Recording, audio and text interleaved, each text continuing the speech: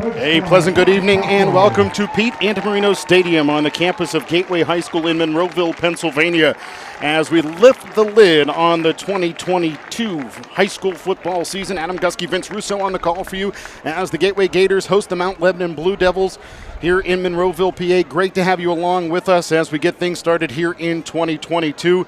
And Vince, last year Gateway had some rough patches, ended up losing in their first playoff appearance. Conversely, the Mount Lebanon Blue Devils made it all the way to the state championship game and won an undefeated season in 6A. Yeah, the Gators certainly were disappointed with how the season ended. They beat Penn Hills early in the season, 41-14. Then they go into the playoffs, get upset here at home, went down 17-0, clawed their way back, took the lead, blew the lead at the end, and then missed a field goal to send it to overtime. So a lot of unfinished business for the Gators here, and a lot of faces that we saw last year coming back this year to try and rectify that early exit from the playoffs. And that really can't be overstated, especially on the offensive side of the football with how much returning talent Gateway has, and that goes all the way from the offensive line to the quarterback and all the way out to the wide receivers. And I'm so excited. You know, Brad Birch gets another year of development. I thought we really saw him progress as a signal caller throughout the season. And I think the biggest thing with this line getting so much better is he's going to have, hopefully, in theory, if they live up to their billing,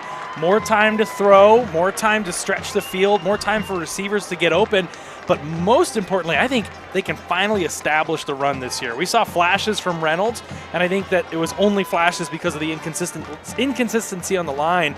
I think Reynolds has so much more to give as a tailback, both from running the football and catching out of the backfield. I'm very excited to see him mature in his second season as a starter. Defense, some unanswered questions for the Gateway Gators. Obviously, tons of returning talent on one side of the ball. How many of those guys are going to go both ways to contribute on defense? Yeah, you know, Remy Bose comes in as an all-section first-teamer at linebacker. I think it's really going to funnel through him.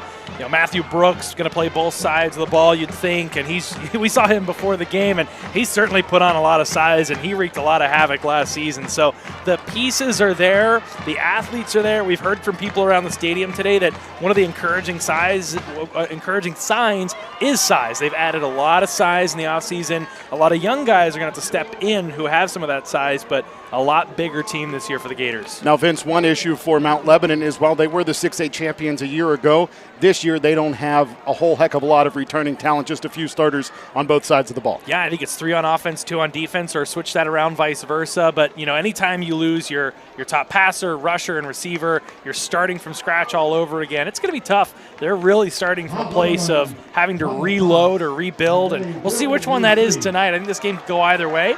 I think we could see a really tight contest between a proven team with a proven coach going against a solidified favorite in 5A, or we could see a team that still has a little bit of maturing to do, and they sort of get kind of rattled here on the road against a tough opponent. Now, you said coach, and on the other side of the field, one of the coaches that's on the Mount Rushmore of WPIAL high school football. Yeah, just 7 wins away from 250. His WPIAL title, his 9th this last season at Mount Lebanon in his 4th season. They finally broke through, won the WPIAL, won the state, and now he's tied for the most WPIAL titles of any head coach in history here in Western Pennsylvania. Just an incredible run Bob Palco has had, first at West Allegheny, now at Mount Lebanon, and he really changed the football culture in the South Hills of Pittsburgh. Absolutely. And on the other side, you've got to look, Don Hall's off to a heck of a start in his coaching career. 6 seasons in, 57-16, 2 WPIAL titles in the past 5 years, albeit towards the back end of those past 5 years. But the Gators, once again, predicted to be one of those teams in the mix here at 5A. Gateway, the only team to win multiple 5A WPIAL titles since the WPIAL and the PIAA expanded to 6 classifications. So Gateway will kick off to begin this football game. Mount Lebanon means the Mount Lebanon Blue Devils will receive. It will be the Blue Devils right to left across your screen, and kicking off for the Gateway Gators as we are underway here in Monroeville, PA. Ball to the 16-yard line where it'll be returned by Johnny McGee. And McGee is brought down right around the 29-yard line. They'll spot the ball at the 30 where it'll be first down and 10 for Mount Lebanon. So, as we will with a lot of this first quarter, our first opportunity here, the litmus test for both of these squads, a young offense with a lot of new starters. On the other side, a defense that brings a lot back, but at some key positions, some holes there. Blake Marsh was the kicker for Gateway. As the first offensive play is run by Mount Lebanon, they will go to the ground as it's handed off to Beckham D, and D is brought down after a gain of about 5. He was met initially at the line of scrimmage, but was able to pull Louis Douglas out towards that 35-yard line. Yeah, Douglas was sort of falling by the time he initiated contact, and they're quick back to the line here, going to try and go with the no huddle. Speaking of guys that put on size, look at Louis Douglas from last year to this. Just incredible the offseason bulk that these guys up front have put on, including Barron Fowler, the nose tackle and center. As Mount Lebanon's going to go to the air, throw to the right side as the pass is completed to Pavlik, and Pavlik is met 3 yards deep in the backfield and then driven back by a host of black jerseys. And that brings up 3rd and long for Gateway, or rather for Mount Lebanon from their own 32-yard line. Yeah, and a big win there to take 2nd and medium and turn it into 3rd and long.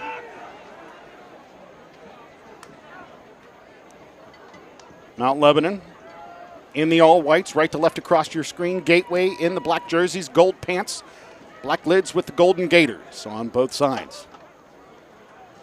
Shotgun formation, 2 receivers left, 2 to the short side right. To the air go the Blue Devils. Toss to the right-hand side, and the pass well too strong. Inez Jordan on the coverage for Gateway. He was the closest man to that football. And that brings up 4th down, and the punt unit will come on for Mount Lebanon. Boy, they sure had a lot of time to throw. Remy Bowes got in there toward the end of that and was able to put a shoulder into the quarterback. But, yeah, a lot of time there. Not a lot of pass rush there early on from the Gators, but sound tackling and sound coverage get the 3 and out. Tigers start in punt formation. So the Blue Devils will punt straight away. The punt is off. Kicked away by Biesdorf, and returning it for the Gateway Gators is Chris Livesey. Livesey is brought down out at the 35-yard line. So decent starting field position for the Gateway Gators, as we will see the Gators offense for the first time this year. Brad Birch, 6'1 junior, will lead the Gators to the field. Couple of Division I offers for the junior. Coming out of his freshman year, already had at least 1 D1 offer. It was the same person at both schools. The name escapes me, but the offensive coordinator at Akron was a staff member at Oregon, and both of those places have already offered young Brad Birch. Pistol formation with Reynolds behind Birch. Handoff Reynolds, and he is met in the backfield and nowhere to go. Knifing through there for Mount Lebanon, Will Hartung. Hartung, the 6'2 senior, with the play in the backfield. A loss of 3 brings up 2nd down and 13. Well, a rude awakening there on the first play from scrimmage, as Reynolds nowhere to go there. By the time he got the ball, he was already stuffed. We'll see. This line has a lot of billing, a lot of hype. Now it's time against a formidable foe in 6A to really put it together. I'll go to the air here.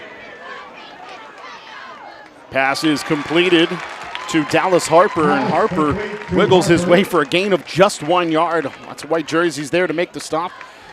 Number 1 involved Aiden Fennell. Yeah, Fennell and company breaking down, not reaching.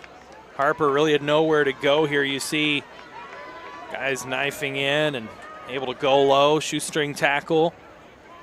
Now 3rd and long. See if the Gators try and stretch the field. You know, the one person they lost from last season, Patrick Bodie, who's now at Cincinnati. This was normally where they'd try to go to him, but look for Harper here as well.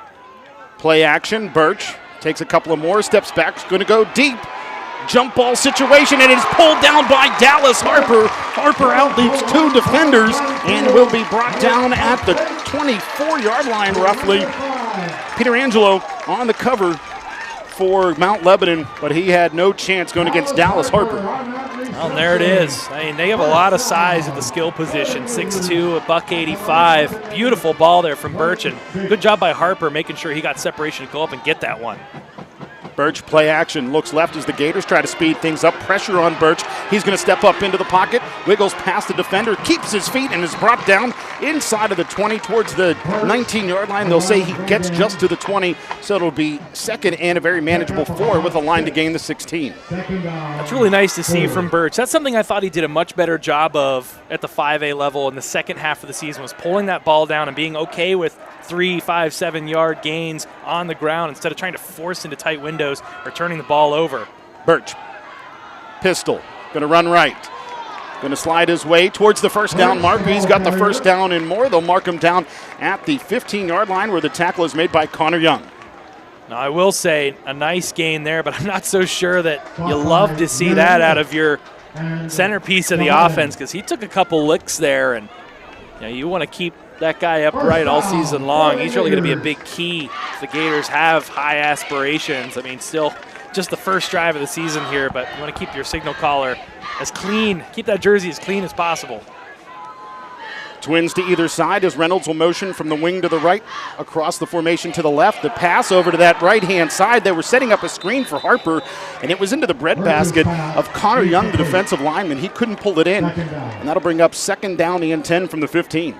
Gators caught a break there. That's some of the stuff you see during week 0, and that drives the coaches nuts, but just a lack of in-game situational football and getting the playbook under you, and there just a miscommunication and a broken play the whole way around. And even the play before, the quarterback run there by Birch looked like something might have went awry as he just pulled that one down and ran with it. Birch spins away from a defender, running to his left-hand side, finds an open receiver around the 10-yard line, but that receiver, Leonard Sherrod, couldn't pull it in. And Sherrod, a senior, got to be better than that. Had an opportunity there. Not so sure that he would have got to pay dirt, but had an opening there. Just couldn't pull that one in. 2, 3 now plays in a row for the Gators that really have not been overly productive.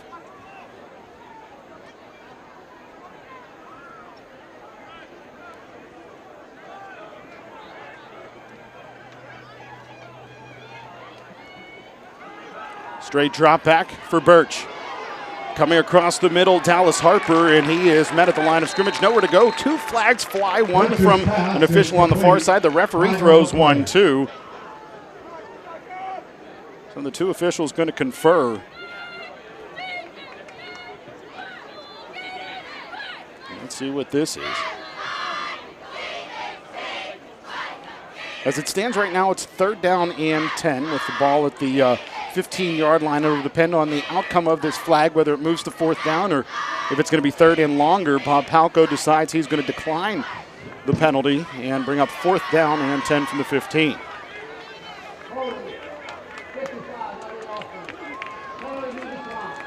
Foul goes against Matthew Brooks, 6'2 senior.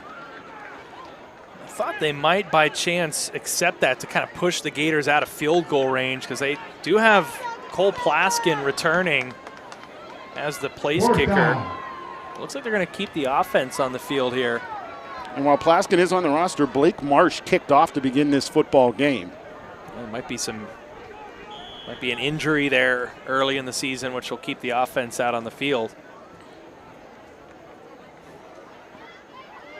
So Plaskin is out today. Just got word on that with an illness. So no Plaskin means that the reserve Marsh kicks. Birch to the air. The pass too strong, leaping up to try to grab that sky-high pass. Malachi Moore, he couldn't pull it in, and that's a turnover on downs. And the Gators move the ball from their own 35 into Mount Lebanon territory to the 15, but come up empty. And we see a lot of what we saw from the Gators last season is at any moment they have that big play ability, but they weren't always super consistent in between those big plays at putting together long, sustained drives on offense. And more the same of that here. They got the ball down well into opponent territory. No dice, nothing to show for it.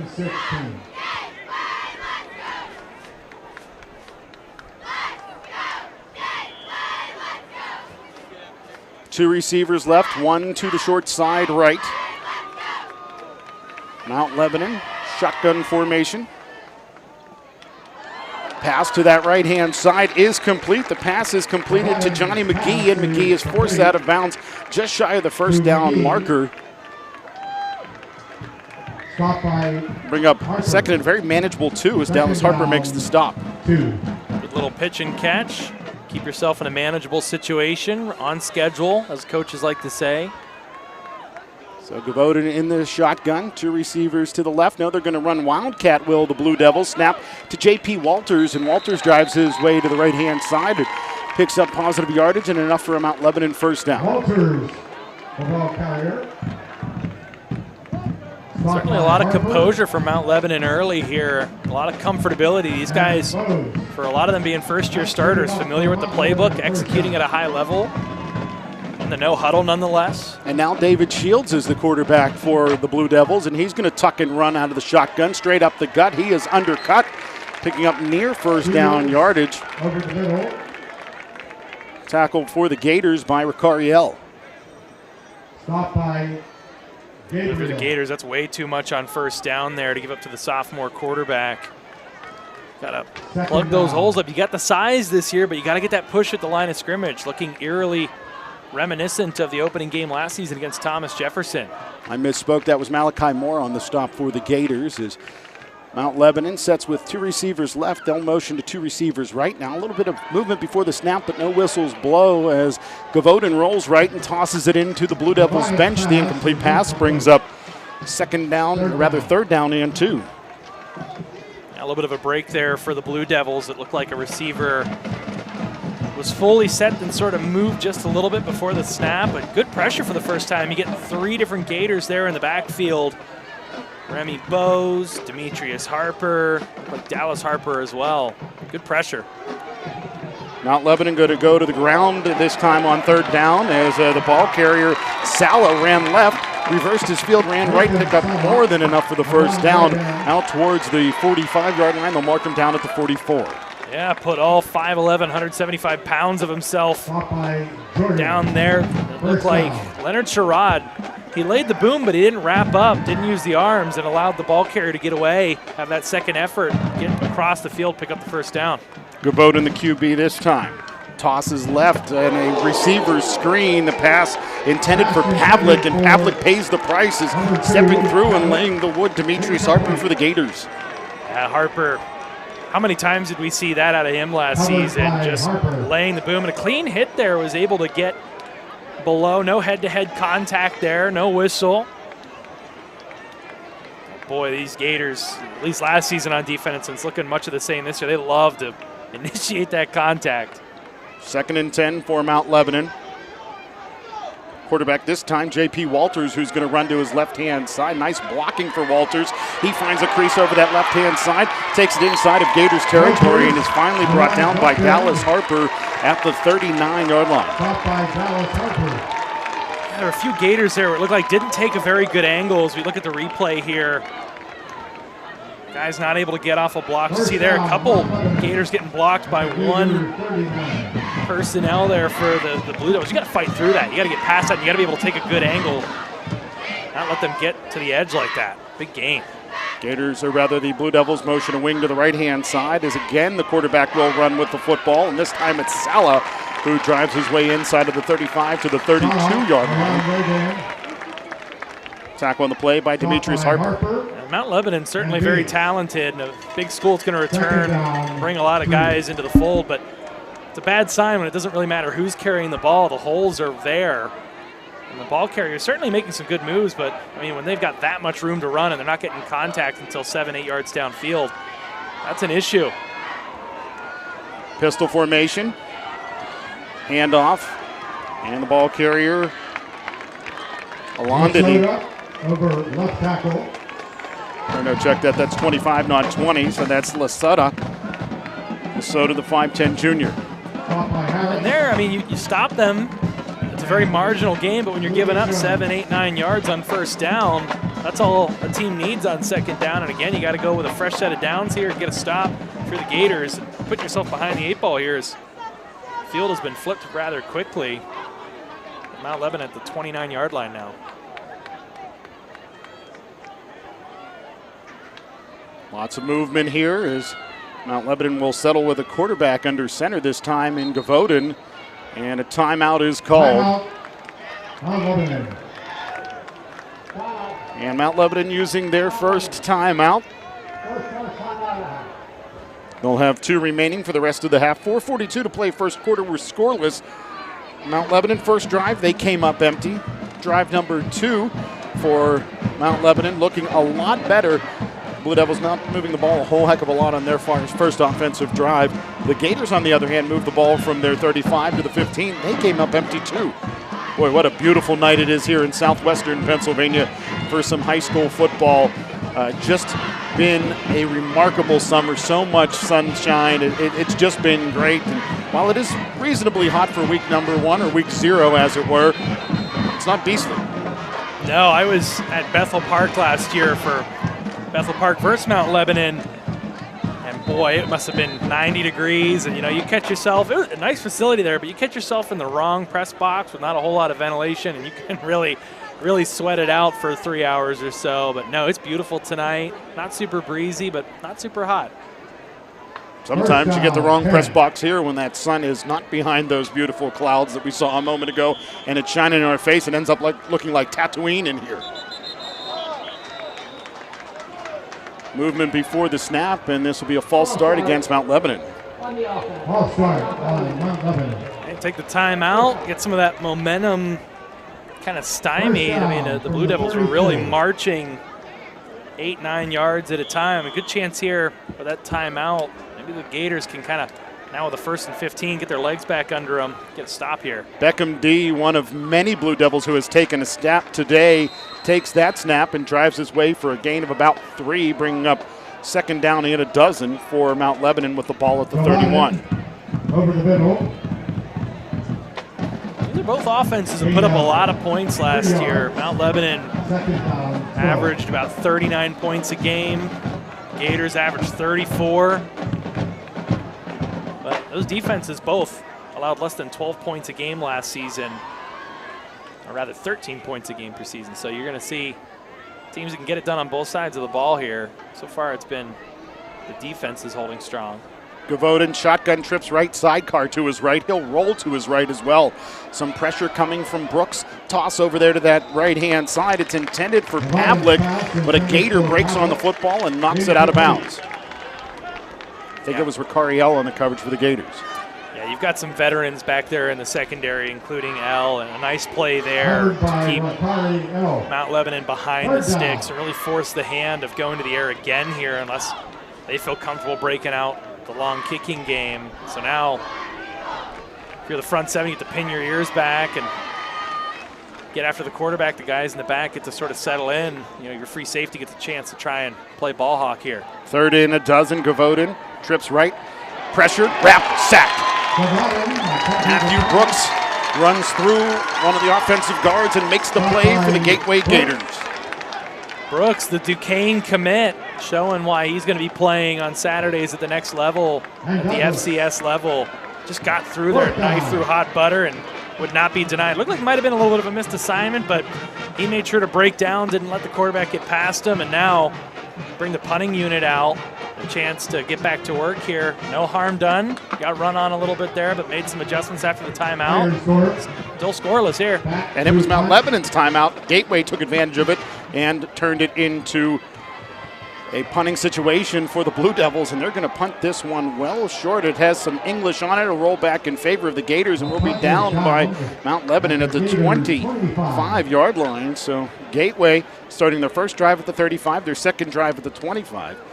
Mount Lebanon moving the ball from around the 15 all the way into Gators territory towards the 30, but they came up empty. So both teams not able to get on the scoreboard through the first 3 drives of this football game. Yeah, just a net yardage of 12 yards on that punt. So the Gators will take that. They'll have to go 3/4 of the field. They got the offense to do it. If they can consistently get their guys like Harper into space, maybe set up the run, little play action, see what we get here in the second drive of the season from the Gators. But time to see some of these weapons really go to work. Birch, lots of time, pressured late. And that's a circumstance where he needs to make a decision and get rid of the football, but instead he gets sacked by Beckham D for a big loss. Yeah. good 10, 11 yards there. Now you're well behind the sticks. You got to abandon the run game. Try and get something going here. I'm surprised they haven't tried to get the ball into Reynolds' hands, maybe out of the backfield. That was such a component. Seeing some of those running back wheel routes or a quick dump off across the middle. See if they try to set him up here. He's really talented at 350 yards catching the football last season. They're going to need a gain here, try and stay on schedule. Power pistol. Gateway goes to the ground. It is Reynolds sliding through traffic, and a flag well away from the play. I think Brooks is going to be caught with his hand grab at a jersey, but very inconsequential to the play, and you hate to see that negating a big play for the offense, regardless of who you're rooting for. You're going to say an illegal formation against Gateway. Well, that flag came in very, very late for a formational penalty. Take a look at that nice hole for Jaquan Reynolds as he pushed the ball all the way up towards the 30. Unfortunately, instead of a gain of decent yardage, it's going to be a loss of 5, and the Gators are pushed back all the way to the 12, bringing up second down and 23.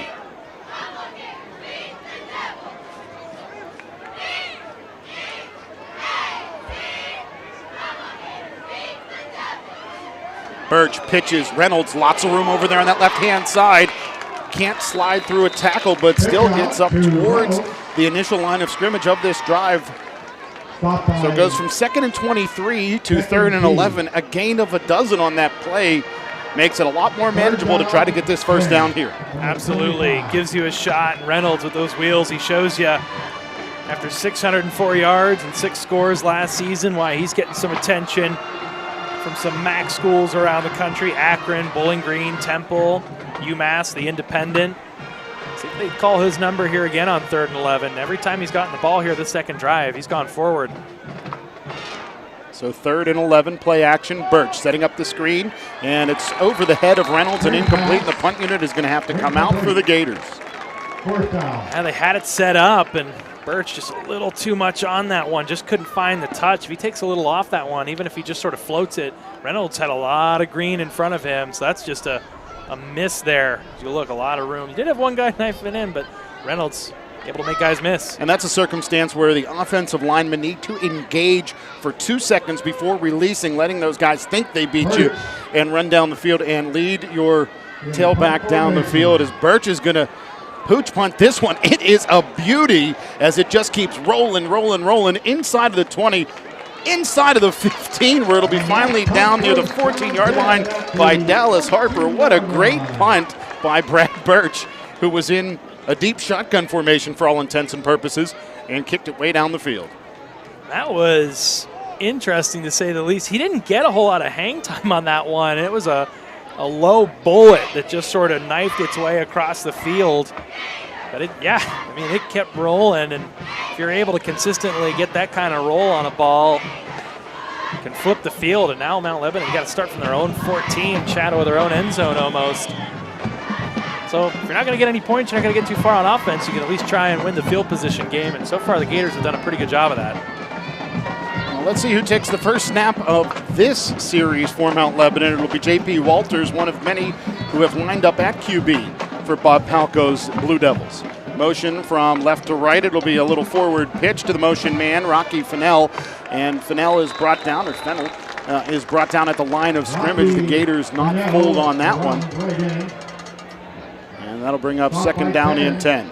The one thing they talked about is this line being a lot more confident for the Gators on both sides of the ball, and hopefully you start to see that confidence come back here after a shaky start, but not giving up any points. The last 3 or 4 plays on defense, they've really looked solid. Ellen Brooks on the tackle for Gateway. As the Blue Devils going to go to the ground here, the ball carrier Beckham D up the gut, a gain of about 2. Attack on the play by Baron Fowler, two-way lineman. Baron Buller. And taking a look at Fowler, he has gotten significantly bigger in the offseason. 5'9", 235 pounds, but he looks bigger. He looks like he's playing bigger, too. He's got those tree trunk legs. So it's third down and 8 for Mount Lebanon, and they will allow the quarter to expire. We played 12 minutes of football. We're scoreless between Gateway and Mount Lebanon. And we've seen Gateway move the ball. We've seen Mount Lebanon move the ball. We've seen the defenses from both sides come up with some big plays as well. There's not a lot of consistency thus far for either side. I'm sure some of it's week 0. There's still time to polish a lot of things for the Gators. It's a lot of what we saw last season thus far. Little spurts where they're able to get big plays by getting the ball to Reynolds out of the backfield, able to go deep downfield to a talented receiver. But in between those plays, penalties, getting stuck at the line of scrimmage, Birch not getting rid of the ball quick enough, or not having enough time to throw effectively. And those are things the Gators are going to have to work through. As talented as our offense was in wins, averaging 46 points, they only averaged 11 points in those games they lost last season against top-tier opponents. They've got to get more consistent on the offensive side of the football. And you touched on one thing that I think needs to be focused on some more: penalties. That is certainly an issue that has been a bugaboo, not just this year for Gateway through the first quarter, but we saw it a season ago and the season before that as well, especially early in the season. And there's no doubt that they have the playmakers, that they have the athletes out on the field to go out there and make a difference and beat any team from top to bottom, 1A to 6A for sure. But ultimately, it's being able to hone it in and execute at a high level. So far, between last season and this season, just in some of those crucial moments, you see some of those lapses, and those are killers here. A couple of home games to begin the season for the Gateway Gators. Interclassification tonight, next week. Just a non-conference game, as Gateway will host Woodland Hills. Short drive for the Wolverines from just down the road in Turtle Creek. Been some shuffling in 5A. A season ago, we saw Gateway in 5A with a lot of different opponents than they'll have this year, including Norwin and Hempfield in the Gators Conference, moving down from 6A to 5A. Yeah, 6A with only 5 teams overall in the classification, and you see some teams shuffling around. Gators won't see Penn Hills in the regular season this season. Woodland Hills they'll play, but won't be a conference matchup, and so still feels ultimately that it's going to come down to Penn Trafford and Gateway. Should be another good one this year. That game was fantastic last year. Gators get to have that one at home this season. We'll see what happens. A lot of hype once again on the Gators here, but see if they can find that next gear, that to be able to take that next step against top-tier opponents.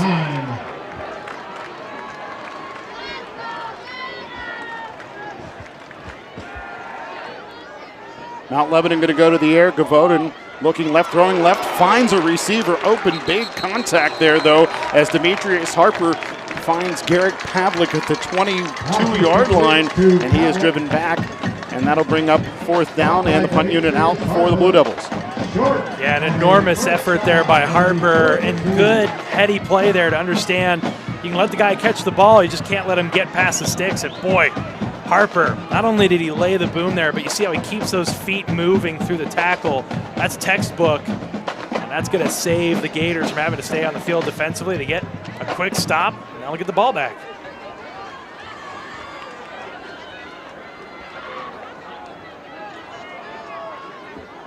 Mount Lebanon, a punter running right. And fair caught in traffic by Chris Livesey. It'll be 1st and 10 for Gateway, their best starting field position at the 40. Yeah, this feels like really the opportunity for the Gators to break this stalemate to start and take that first, land that first blow, proverbial blow in this, heavyweight fight. You get the ball at the 40-yard line.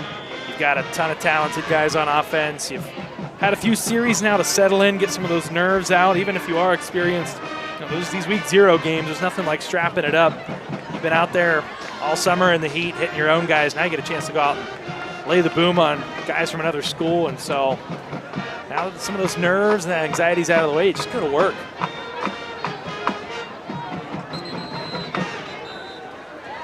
Timeout called by the Gateway Gators. A little confusion with their offense. And you hate to see that on the first play of a drive, using a timeout in a circumstance where you're coming out on the field straight from the sideline. It just took too long. And Birch didn't get back out onto the field until less than 5 seconds on the play clock. So their hand was forced there. You don't want to back yourself up 5 yards after getting some great field position, so they got to blow a timeout here. And that hurts because you get these late game situations here in a close game. And say the Gators get the ball back with a 2-minute drill. You want as much of those timeouts in your back pocket as possible to be able to take your time and open the playbook up, not have to get things out towards the sidelines, but be able to explore that middle of the field. So it just limits you, it hamstrings you in what you're able to do in some of those crucial moments. This timeout allowing Gateway to talk some strategy with 11:05 to play here in quarter number 2.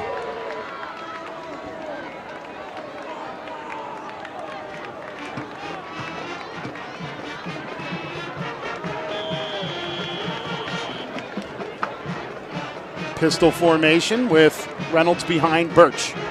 Handoff, Reynolds finds a crease. He's across the 50 and inside of Blue Devils territory. Brought down, they'll say, at the 48-yard line, where it'll be a 1st and 10 for the Gators as they move the ball into Blue Devils real estate.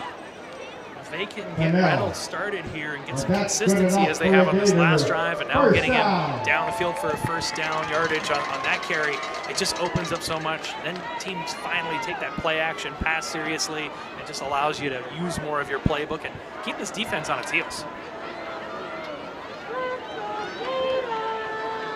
Pistol again with 2 receivers left. Play action, toss to this left-hand side.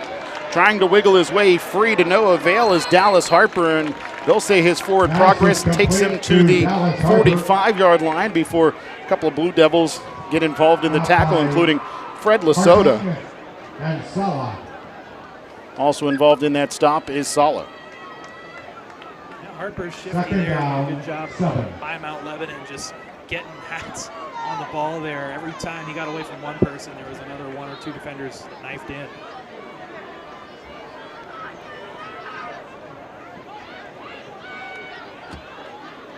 Play action, toss left, pass complete. Nice job by Inez Jordan. He went up. His right foot was going to come down out of bounds, but he kind of adjusted in midair, put his left foot down into the dirt first, or the ground up tires, as it were, and that brings up 1st and 10 for the Gateway Gators with the ball at the 36. A good job there. Just taking what the defense gives you, understanding what you need to move the chains, keep the clock rolling here, keep the drive rolling. This really does feel like the Gators' best opportunity here to land a knockout punch, or not a knockout punch, but the first blow here in this heavyweight fight. Play action. Birch looks right, going to tuck, he's going to run, and he's going to get back to the line of scrimmage. It may be a loss of 1. Regardless, it's going to be a 2nd and long for Gateway. It will be a loss of 1. Back to the 37-yard line. Well, Birch tried to make something out of nothing there, had nothing going on downfield. Good job there staying at home by big number 77. That's Cade Capristo, the Richmond commit. I mean, he really is the guy returning from last year's team, an all WPIAL selection, all WPIAL selection. The guy can really move people around. 2 receivers right. Pitch to this near side left. Nice job pulling it in, and as Jordan, he's got the 1st down and more inside of the 25 to the 24-yard line. Birch felt the pressure, tossed it high. Jordan made the catch and took off with it. Sometimes I think this Gators offense is at its very best when they just keep it simple. Try and isolate one of your playmakers in space, get it into their hands, whether it's at the line of scrimmage, 5 yards downfield, 50 yards downfield. Just find a way to get one guy separated, let them go to work. Again, the handoff to Inez Jordan, running right across the formation. A flag comes in as Jordan takes it inside of the 15, all the way down to the 1-yard line, but this one's going to come back. Yeah, it looked like an old-fashioned crackback block there. They've really cracked down on those hits here, so that illegal block is going to move the Gators back a pretty good amount here.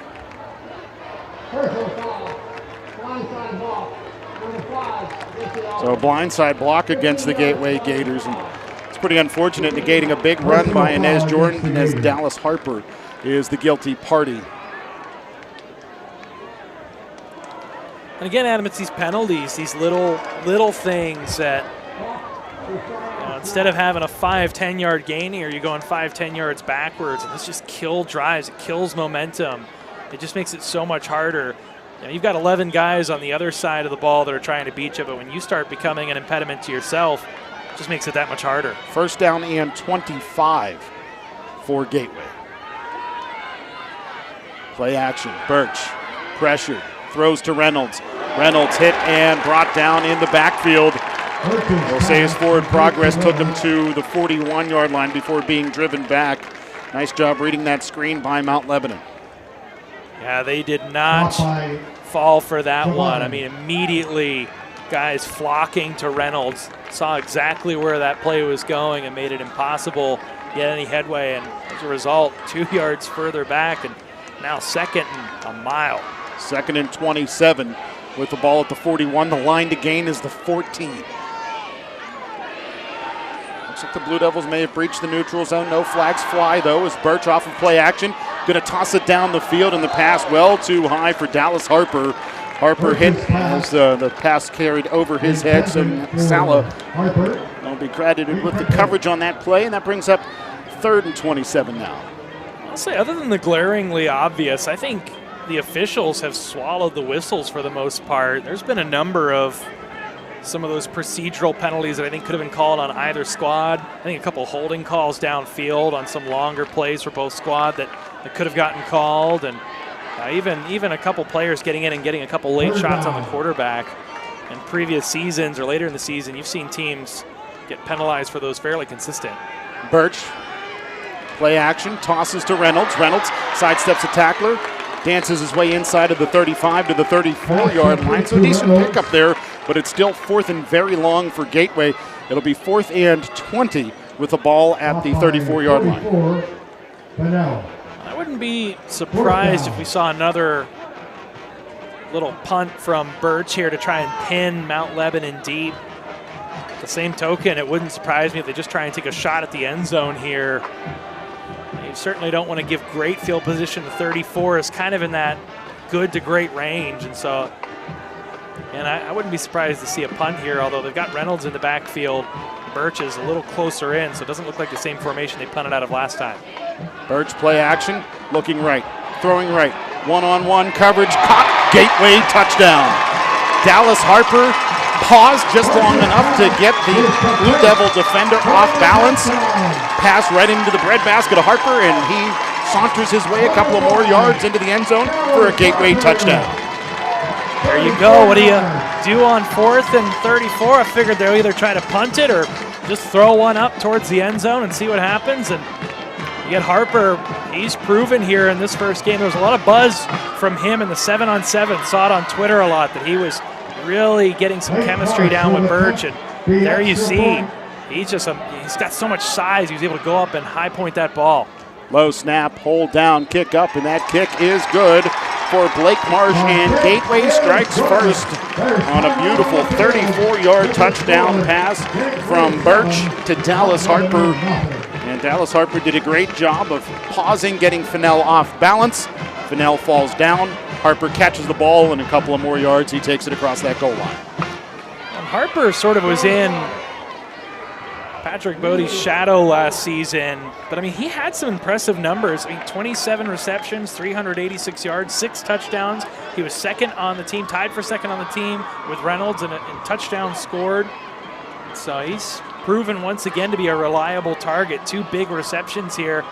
The Gators first on the board. That really felt like the drive, Adam, where they had the table set at the 40-yard line, and it certainly looked like they made it a little harder on themselves than I think they would have liked. And Coach Hall will probably be the first to say that, but I mean, Birch just shows once again he has such an undeniable talent, able to put that ball right where his receiver was able to go up and get it. And Harper, a great adjustment there.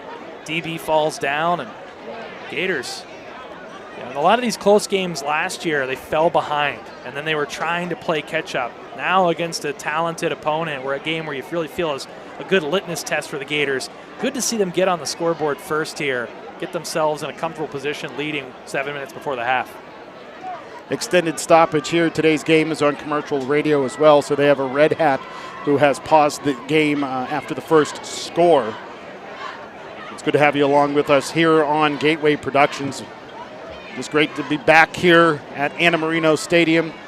Great to be back with you, Vince, and it's going to be a great season. We're going to be cycling announcers through. Of course, we're going to have you and I on the majority of the games, but Spencer Witt will be joining us, joining me, joining you throughout the year. It's going to be a big season for the Gateway Gators, coming in to 5A as the #1 team here in 2022. And they had their struggles early here in quarter number 1, but things have changed here in quarter number 2, and it's the big passing game that led to the Gators' score. Well, they've bent, but they haven't broken. You know, credit where credit's due. There's been no interceptions on offense, no fumbles. They've taken care of the ball, which early in the season, last season, we did not see from the Gators. On the inverse side, on the defensive side, they've gotten gashed a few times, but credit where credit's due. When that timeout came, courtesy of Mount Lebanon, they regrouped, and they've really gotten into a rhythm now on both sides of the ball since then. The penalty's still a little frustrating on the offensive side of the ball, but you're starting to see them settle into this game, and they're looking like the better team right now. So again, Blake Marsh is kicking today for Gateway. Cole Plaskin is out with an illness. As this end-over-end kick going to be short and will be returned by the Mount Lebanon Blue Devils from around the 20-yard line. A crease for Johnny McGee, and McGee will take it out towards the 35-yard line. They'll say he's down at the 34, I think, where it'll be 1st and 10 for Mount Lebanon. Credit to Marsh, though. Low snap there, had to hustle, get that PAT off. And, you know, in games like this, those points are so crucial. You don't want to leave anything on the field. And so Marsh getting called into duty late this week, able to step up, and a little bit of a short kick there. But, hey, the PATs are the things that really, really matter. And 1 for 1 thus far.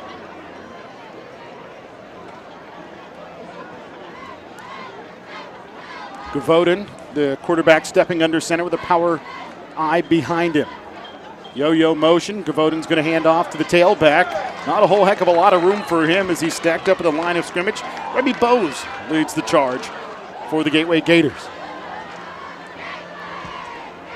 Bowes getting some attention. Going to be playing hopefully at the next level as well. We talked about him, Brooks, and Birch are the returning guys that were first team all Big East, all conference, and all classification selections as well. Guys in 5A that got a lot of respect across the board. Mount Lebanon going to motion the tight end and the wing to the left, bringing 3 receivers on the left-hand side of the formation. They'll go to the ground, hand off to Sala. Sala, not a whole heck of a lot of room, picking up maybe 2 before being driven back. Flag on the play. Gang of Gators there leading the charge. Matthew Brooks as there's a flag down. Against Mount Lebanon. So if I'm not mistaken, the first flag against the Blue Devils, that's going to cost them 10 yards. So instead of 3rd and about 8, it's going to be 2nd down and about 19. Defense, like we said, was really settled in. Bowes was looking over my notes. Toledo and UMass, just a few of the schools that have taken an interest in Bowes thus far. And just amazing the number of Division I players Gateway has on this team this season. And it seems like every year there's a host of them. It was Davis, it was Bodie, now it's, you know, all these guys we've talked about thus far tonight as Mount Lebanon goes to the air, the pass to the left-hand side. To Beiersdorf. To Beiersdorf, and Beiersdorf shouldered out of bounds by a Gator. Gain of 4 on the play brings up 3rd down and 15 from the 29. Well, you know, and some of these guys that are getting these offers, they're still young. They're still juniors in the moment. Reynolds, he's going to get more offers. Birch is going to get more offers. You'd have to think, as long as they continue to produce the way they have even here in this first quarter and second quarter now. It's exciting to cover a team that has guys that you know are going to continue to play at a high level. Straight drop back for Gavoden. He's going to roll to his right-hand side, throws it across the middle, and the ball bouncing out of the hands of Beiersdorf, incomplete as he was sliding down in front of Malachi Moore. The incompletion brings up 4th and 15. Chris Livesey in there as well for the Gators, and a good job forcing a ball to be thrown short of the sticks, and then multiple Gators there in the peripheral. Even if that would have been caught, pretty confident your guys are going to get stopped there. Another good stop by the Gators.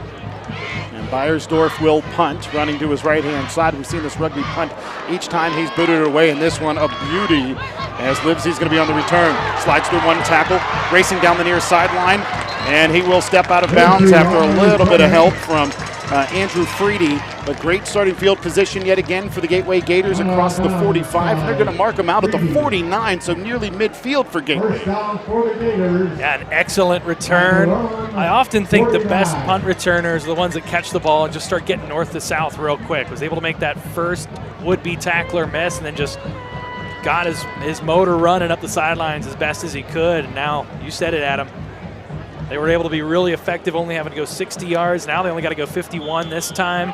Great field position to start for the Gators and an offense that hasn't been on the sidelines all that long and is really starting to cook. If they do it right here, they can wind this clock down a little bit, try and get into the half up 2 scores. 2 receivers right, wing to the left with a tight end to the left as well. Birch going to go to the air, steps up into the pocket. Has time to tuck and run. Said he's going to throw it to Reynolds. And did Reynolds pull that in with one hand? He did. Oh, my goodness. A left-handed grab by Jaquan Reynolds.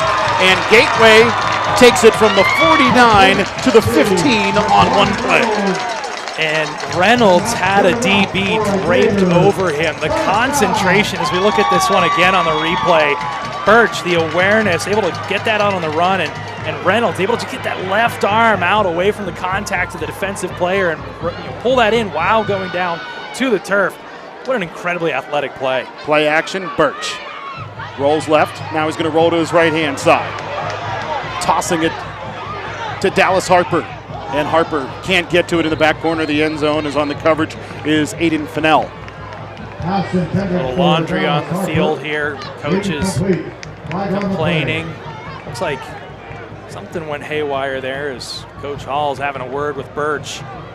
An eligible receiver downfield against Gateway, and when plays start to take a little bit longer, quite often those offensive linemen lose track of where they are on the field, start moving down that field. Once you get past a yard or two past that line of scrimmage, they're going to flag you, and that's what happened against Gateway there. If you're the Gators, you're cooking here in the passing game, but you've got some time here. You've got the ball inside the 20-yard line. I'd like to see them continue to try and establish the run, and if nothing else, just keep Mount Lebanon on its toes. I think this would be a great opportunity for a draw play here. Drop back for a quick second, get those guys to over pursue, and then get the ball into Reynolds' hands. It's been so great tonight. First and 15 from the 20. Handoff to Reynolds running right. Lowers his shoulders and takes it inside of the 20 to the 19, maybe the 18, where it'll be second down and 13.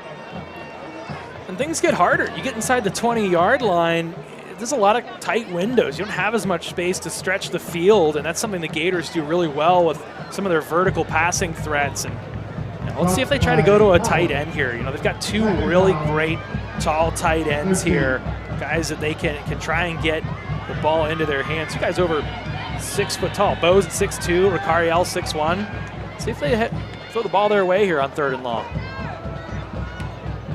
Birch, shotgun, looking left, throwing to the left-hand side. The pass is pulled in, reaching up with the left hand, or rather the right hand, Inez Jordan. But a flag comes in. And it's going to go against Gateway. And Brooks, not a happy camper. The left tackle.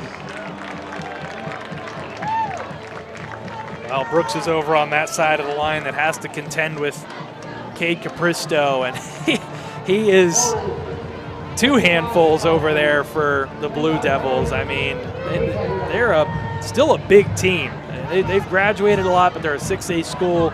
They're going to bring size. They're going to bring guys, and so this is a team that's going to reload more than it's going to rebuild. Andrew Freedy was the defensive end on that last play. He went down towards Brooks' knees, and Brooks grabbed the back of his jersey, and instead of just pushing down, he kind of pulled the jersey. And that's when you get your hand caught in the cookie jars. The Gators set up the screen. A lot of room for Reynolds. Reynolds undercut at around the 25-yard line as Brooks makes amends with a nice downfield block to help lead the Gators on that screen play. And that'll bring up a much more manageable play here on 3rd down.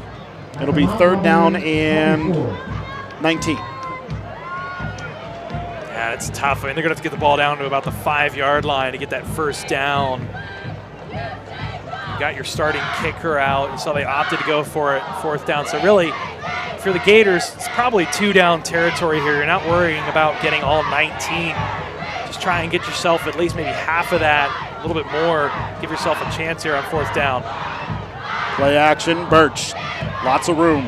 Tossing to the right-hand side, leaping up, making the catch for Gateway. Inez Jordan, and Inez Jordan will be brought down inside of the 15, around the 12, maybe the 13. And that's just it. I mean, that's what you wanted to do. You're playing this as, 4-down territory. You don't need all of it in one play. You give yourself a good chunk. Now you set up a 4th and 8. You got the ball inside the 15-yard line. So even if you turn it over on downs, you're winding the clock down here under 3 minutes. You're going to make Mount Lebanon go the length of the field. And probably a smart timeout call here by the Gators to give themselves a little time to talk this one over. I think in this circumstance, with under 3 minutes to play, you still have one timeout in your back pocket.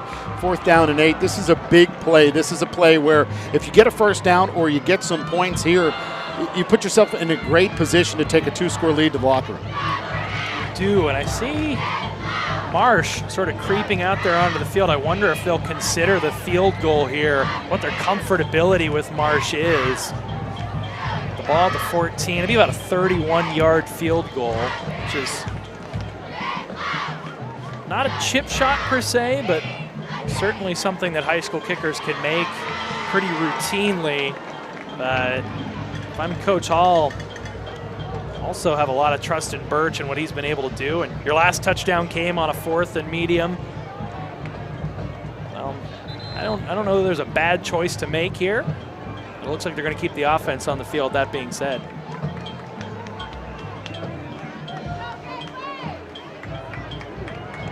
So it's 4th down and 8 for the Gateway Gators, just under 3 minutes to play here in quarter number 2. Ball at the Mount Lebanon 14-yard line. Birch straight drop back.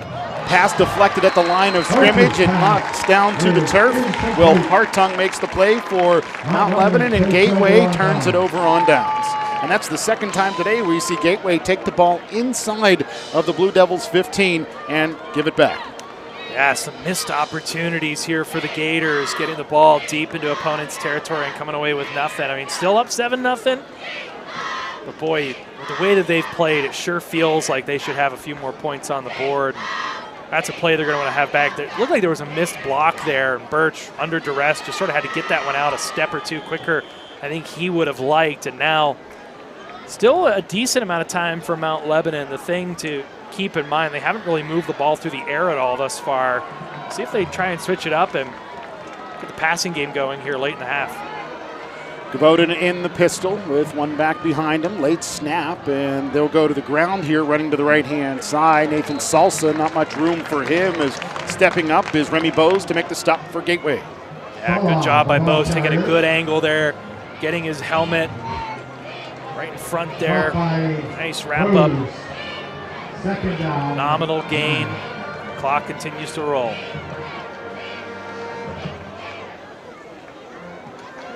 Play being called in from the sideline. Mount Lebanon with receivers split to either side. They'll motion a wing to the left of the formation. Running to the left is Sala. And Sala will be wrestled down close to the first down flag. Bottom of the pile again, Remy Bose for Gateway. Boy, he got that arm in there. I thought he was going to get that ball loose for a second. You take a look here. He tried his darndest to strip that one out at the end. Good job hanging on to it. A turnover this deep in your own territory, that would be mighty costly for the Blue Devils. Wildcat again, this time it's Sala, the QB in the Wildcat formation. Nowhere to go initially, and they'll say finally his forward progress was stymied. Great job by Demetrius Harper and a host of other Gators to make that stop right near the line of scrimmage, but enough of a forward push there by Sala to end up getting the first down for Mount Lebanon. Nathan Sala gets the first down. Not a whole lot of hustle here from Mount Lebanon, a team with 2 timeouts in the pockets. We're down to 90 seconds. It took them a whole minute here to get that first down. Trips to the right this time, and still taking a long time to get this play out there onto the field, as Mount Lebanon will finally settle in a pistol formation. To the ground go the Blue Devils, and it's Beckham D, the ball carrier. Beckham D is going to pick up 10, maybe 11 yards. So it will be a gain of 11, and it's first and 10 for Mount Lebanon. That's the good news for the Blue Devils. The bad news is the clock's winding now that the ball's set with a minute to play. Yeah, they got to be quicker here if they really have aspirations to score. Surprised they're not pressing the envelope or using one of the 2 timeouts they have in their back pocket. Only thing I can think of, trying to lull Gateway to sleep and then go deep. And now Mount Lebanon is forced to use a timeout. I think they had 10 players on the field, and Beiersdorf ran in late, and Bob Palco and his bench ended up using a timeout. Yeah, I mean, that's certainly a theory that, you try and lull them to sleep and take a deep shot with not a whole lot of time left, low risk. If you turn the ball over, you don't give the Gators a lot of time on the other end to get the ball back down the field. Granted, the Gators only have 1 timeout in their back pocket, but yeah, certainly interesting to see them take their time getting the play in. I mean, maybe content going in 7-0. Maybe just trying to get to the half. Mount Lebanon, a lot of credit. They brought in only a few starters from last year. They've gone toe-to-toe with the Gators and come up with some big stops when they've needed to, but Gators have certainly looked the part of the 5A favorites at a team that brings a lot of experience back thus far. Morty Ivy talking to the Gateway defense. Ivy, former Gateway Gator, then West Virginia Mountaineer and Pittsburgh Steeler.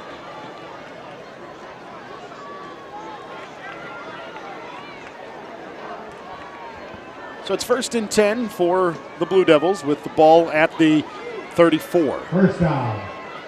Let's see if they take that deep shot here coming out of the timeout, get a chance to draw something up. Gavoden in the shotgun, 2 receivers to the short side right. They are going to go to the air. Gavoden pressured. He's wrapped by Baron Fowler and brought down. The initial pressure by Remy Bose, and Fowler comes up making the play.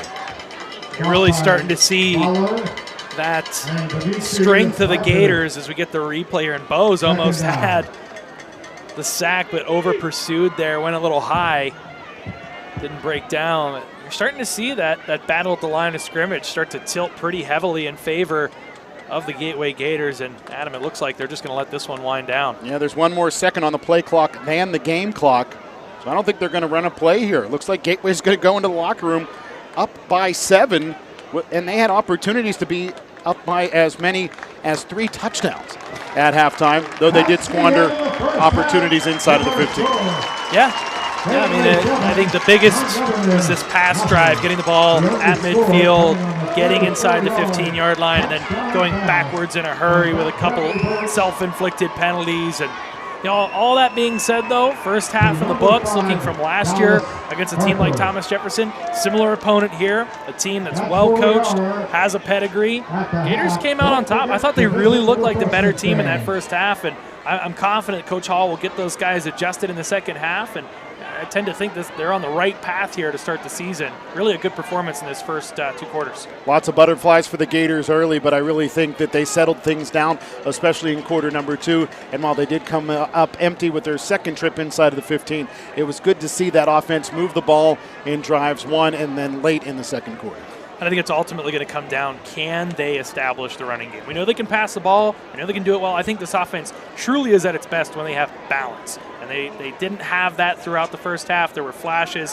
The more they can get Reynolds involved, I think he really has the chance to be the cornerstone of this offense. And if you give Reynolds the ball both in the passing game and in the ground game, those play actions are going to freeze those linebackers in secondary. Oh, absolutely, and that's when you get shots to Harper deep. He's proven he can create separation. He can flat out go get the ball over top of DBs.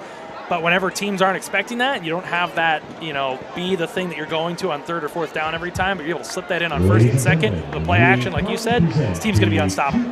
Well, we're going to take a pause here on the NFHS Network and the Trib Live High School Sports Network at halftime.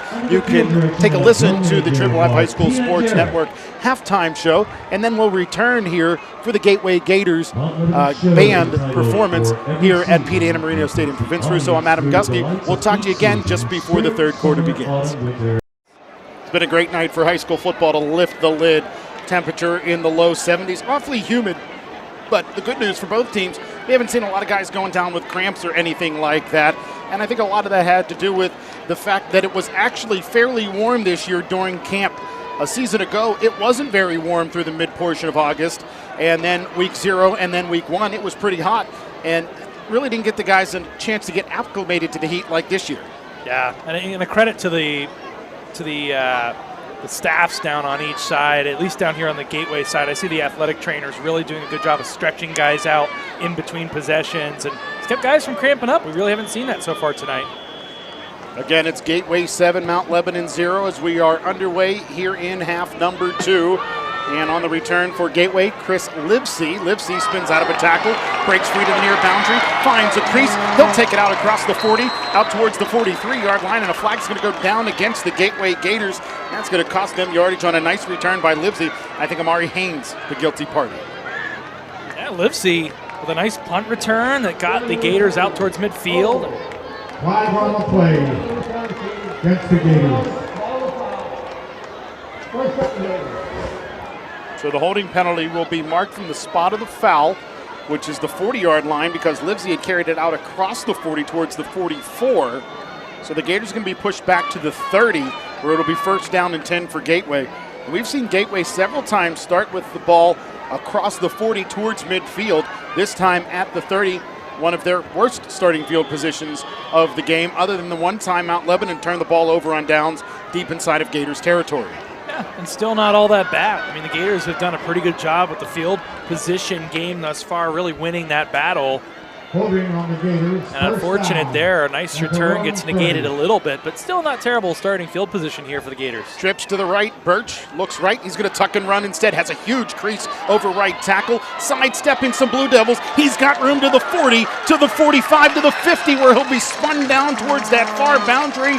Brad Birch, the junior QB, takes it into Mount Lebanon territory on a big run on first down, a 21-yard gain. Now that's something we did not see a lot of last season. Certainly as the season went on, we saw Birch pull the ball down a little bit more and get some incremental gains, but that was shifty. He was making guys miss there, reversing field, good vision, setting up his blockers, getting to the sidelines. That was one heck of a run. Two receivers left, power pistol, pitch to the left. Running with the ball, Inez Jordan. Jordan, cut back, then cuts it back to the near boundary.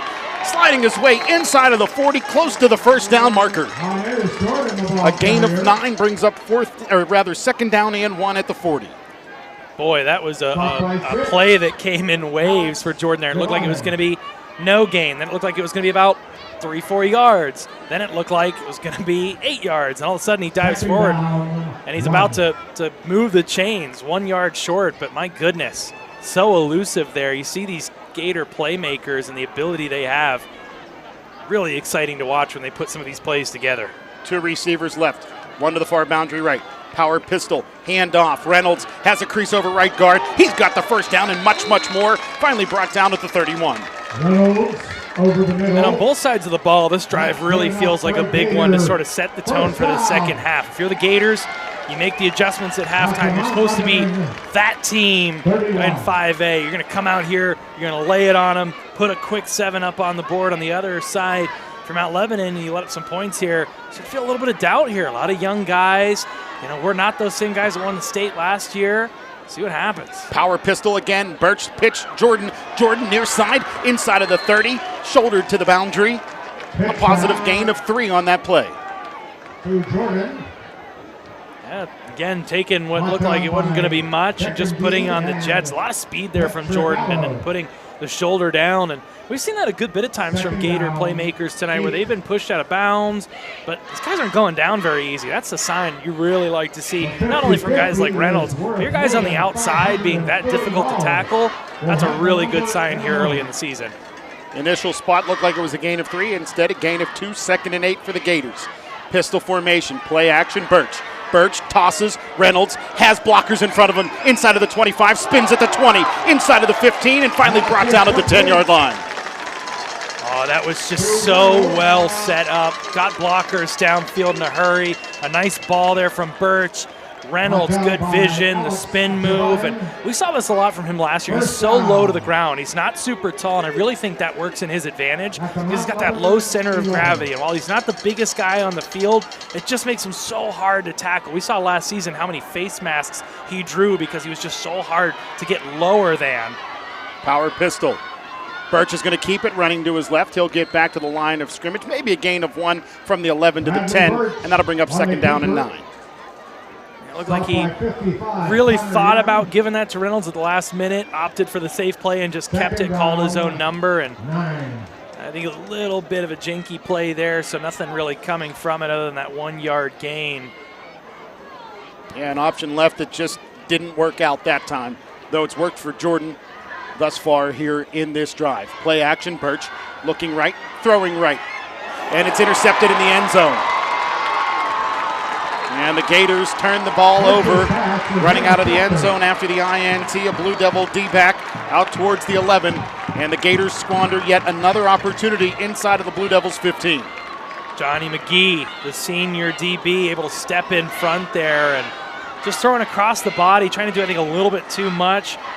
Faked it into the flats and then tried to go to the back of the end zone. And in that case, if you're going to throw that ball, that's fine. Just throw that towards the back of the end zone where only your guy can get it. Don't give that DB an opportunity to undercut the route like they did there and really negate what was coming along as a really awesome drive for the Gators. I mean, they were really rolling on all cylinders there and just tried to do a little bit too much there. Most heartbreaking part of that was the fact that I think it was Harper wide open on that right flat. He could have got the first down at least, if not the touchdown, just running the ball towards the goal line. Instead, the turnover leads to a Blue Devils possession. Devils go to the ground. Beckham D is the ball carrier. Nowhere to go as he runs to that left-hand side.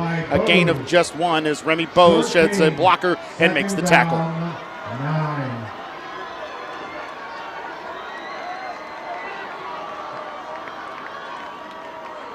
QB under center this time for the Blue Devils. Off of play action, rolling left, pressured by Brooks, and he's going to toss it down to the ground. It doesn't cross the line of scrimmage.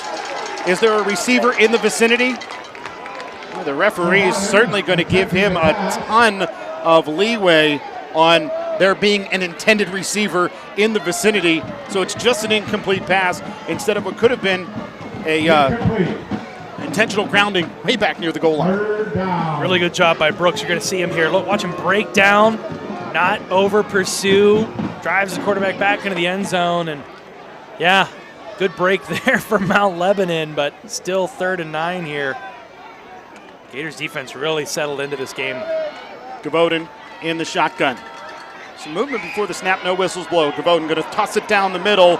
Intended receiver had to step behind one D-back, but way off the mark was that pass intended for J.P. Walters.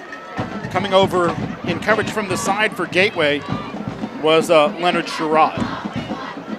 Big hats off to the Gators defense. You get thrown onto the field after that quick INT, and what do? You only allow a yard, get the quick 3 and out. Now Mount Lebanon's got a punt out of their own end zone. You get a chance to really flip the field here, get your talented return man back on the field, Livesey. So Beiersdorf will punt in his own end zone. Takes a couple steps forward and booms this one. It'll be returned by Livesey at midfield, inside of the 40, the 30, and he'll be brought down inside of the 30 at around the 28-yard line. Boy, I really like what we've seen from 22 down there thus far, Livesey. I mean, he gets the ball and he just gets moving north to south quickly. He's shifty, but he doesn't play around. He doesn't try to overthink what he's going to do. He just tries to get upfield in a hurry. That's 3 really great returns thus far, 2 on the punt, 1 on the kick. This guy didn't see, I think, really any of them last season, sort of out of nowhere here as a senior, but already really helping in the field possession battle for the Gators. He's been great.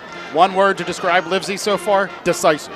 Yes, absolutely. He knows if he's going to catch the ball, number 1. He knows if he's going to run with the ball, number 2. And there's not a lot of east-west. It's all north-south. Let's be honest, the Gators had some issues catching the ball on the punt return last year. He's been, knock on wood, real solid thus far.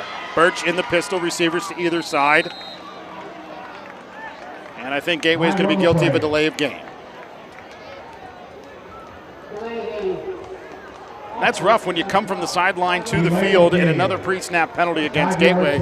And penalties have certainly been a bugaboo tonight for Gateway. It hasn't cost them on the scoreboard yet, but it's certainly not helped matters. Has not at all. Motion man on the right-hand side is Harper. Birch spinning away from pressure. Now he's going to be hit and driven to the sideline. Hit late. And I think it was kind of an incidental contact. Late coming in there was Capristo, 77 for Mount Lebanon. He was already headed towards Birch, kind of tripped over a teammate and ended up hitting Birch a little bit late. But no harm, no foul there. Right, and you can see the difference when someone's really trying to knock someone's head off along the sidelines as opposed to just continuing the momentum of their body. There was no malicious intent there, at least from what I saw. And a weird play design there, getting Birch running across. He had to pull his shoulders back around just to try and throw that one away. Not so sure I like that. I don't know if that was designed, but certainly counterproductive on how you want your quarterback to roll out and feel comfortable throwing the ball. Don Hall has to use a timeout with 8:45 to go in quarter number 3. Gateway, who started this drive inside of the 30 at the 28-yard line, is now backed up to the 42-yard line, and it'll be second down and 24 after this Gators timeout. And again, we've seen some real flashes from this offense, but a little disappointing. And if you're the Gators, you've got to feel a little uneasy that you've really been playing well, especially on defense here since that first quarter on. They allowed that long drive to Mount Lebanon, but kept them off the scoreboard. And ever since, this offense for Mount Lebanon's been virtually non-existent. But on the offensive side of the ball, you're creating these self-inflicted wounds. You're not allowing yourself to keep that momentum going. And now, what feels like a game where you've been playing a lot better than the other team, you're just one play away from this being a tie ball game. I really don't think we can overemphasize the fact that Gateway has squandered 3 opportunities with the ball inside of the Mount Lebanon 15-yard line. Twice turnovers on downs, once an interception by Birch. Birch in the power pistol. Play action, running the option to the right-hand side. He's going to pitch it to Reynolds. It bounces once into Reynolds' gut. He'll get back to the 45. It'll be a loss of 3, but it could have been a lot more devastating than that. Absolutely. And, when we say that, squander, it sounds like a criticism, but it's almost more surprising than anything. This is week 0, but we saw some of this last season as well. So you take a look at the replay, and Reynolds doing a good job getting on top of that one. Got a good bounce there, was able to just sort of snatch it from the turf. But you see the flashes from this offense. You see what they're capable of, and just keep waiting for that week against a really good opponent where they're going to put it all together. Pistol, play action. Toss across the middle for Jordan, and the pass too strong for Jordan. Out of his reach. Coverage on the place by Nathan Sala from Mount Lebanon, and that brings up 4th and long. And Jordan certainly had a little cushion there in the center of the field. Just a little too much zip on that one as Jordan broke and tried to get across the field. Unable to get on that one. Seemed like a little bit of a miscommunication. And some of these things are going to happen in week 0. As many guys as the Gators are bringing back, you're getting a lot more guys that are playing a lot more snaps that weren't last year. Birch going to punt this one, and this one is going to take a bounce into the end zone for a touchback. So it'll be a net punt of only about 27 yards, but Mount Lebanon is going to start this drive at their own 20 after the touchback on the punt by Birch. Lots and lots of good field position for Gateway. Lots of drives for Gateway into Mount Lebanon territory, coming out with 0 points. And can't stress it enough because you're keeping the door open here for your opponent. You've controlled the line of scrimmage, you've controlled the field position game, and you've done so many things well, especially on special teams, which was really not a bright spot for the Gators last season. They've been excellent on special teams tonight. Still just 7 points to show for it. Mount Lebanon going to go to the ground. David Shields is the ball carrier on this play. He's undercut at the line of scrimmage. No gain, brings up 2nd down and 10. Luckily on the other side of the ball, though, Bose, Brooks, and company are just wreaking havoc, and they've really taken a stronghold over this game. Not a lot of time to do anything in the backfield for Mount Lebanon. Lots of pressure as the pass to the near side caroms off of the face mask of a Gateway defender. Ricariel just bounced off the cage and fell to the turf, incomplete, bring up 3rd down and 10. He was ready for the receiver to catch that because that sort of went between the arms of the receiver. Or rather, was a little high, I think. So Ricariel was ready to lay the boom and drive the ball carrier backwards, and that one just sort of doinked right off him. That would have been a pick 6 had he caught that. trips right this time. Straight drop back. Now stepping up into the pocket is the QB Shields. Shields tosses it, and it's intercepted by the Gators. Dallas Harper wiggling his way inside of the 20, still on his feet. Now trying to spin his way forward. He'll get to the 21 and no further, but an interception leads to Gateway starting to drive deep inside of Mount Lebanon territory again. Gateway needs points here. You gave one away, now you get it back. You get the ball back in comparable territory from where you coughed it up. Fresh set of downs a few minutes later in the game, so now you get the opportunity. A nice read there by Harper to step in front of that one, and good yards after the catch. You see he's able to make one miss there. And ran into some resistance there around the 20, but again, still very hard to bring down. Took 2-3 defenders to get him down to the turf. So, let's see here. See, they keep with the option. They've had a little success there. Almost gave it away. A fumble toward Reynolds. I'd like to see it now that they've started to establish themselves at the line of scrimmage a little more. Try to go north-south. Get it into Reynolds' hands. He's been so hard to tackle tonight. See if they can get him going north-south. Play action, Birch tossing, caught, Dallas Harper, 3-2-1, end zone touchdown. Well, I suppose that works too. Harper now finds the end zone for a second time. And a nice play design there. Really sold that run really well, and then just was able to lift that ball. Perfect pass there by Birch. Gets it over top of the would-be defender. Harper dances his way on into the end zone. I'm just absolutely impressed with how Gateway here in the second half has used enough running the football to make that play action work so perfectly on that particular play. Blake Marsh to attempt the PAT. High snap, good hold down, and Blake Marsh's PAT is good. And with 7:07 to play here in quarter number 3, the Gateway Gators have doubled up their lead on Mount Lebanon, 14-0. Yeah, one play drive, a quick strike to the end zone there. And that's what good teams do. You turn the opponent over. What do? Take a shot the very next play, get points out of that, really make them pay for giving you the ball. Mount Lebanon was unable to capitalize on the interception in the end zone against Birch, and he comes back the other way with a short memory.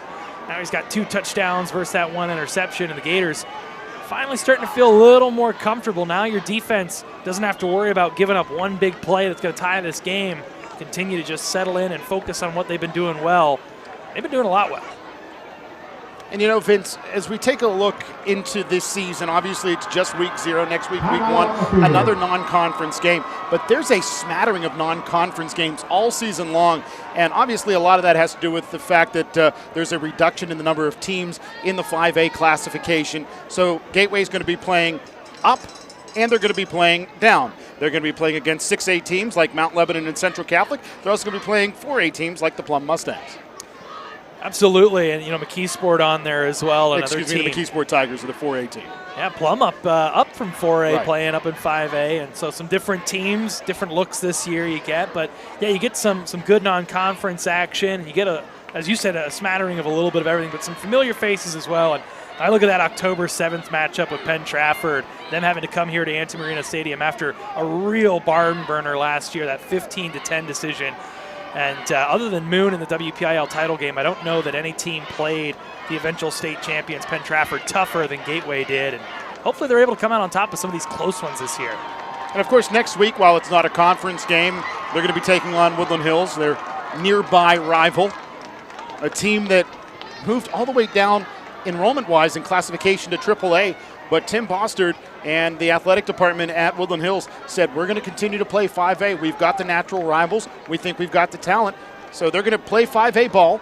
They're going to be playing in a conference not with a Gateway and a lot of teams in the East. They're going to be playing, South and West teams, or rather North and East teams. But they're going to certainly have their work cut out for them because they certainly don't have the enrollment that a lot of these teams in 5A do. Marsh with the kickoff. Biggest leg of the day for Marsh.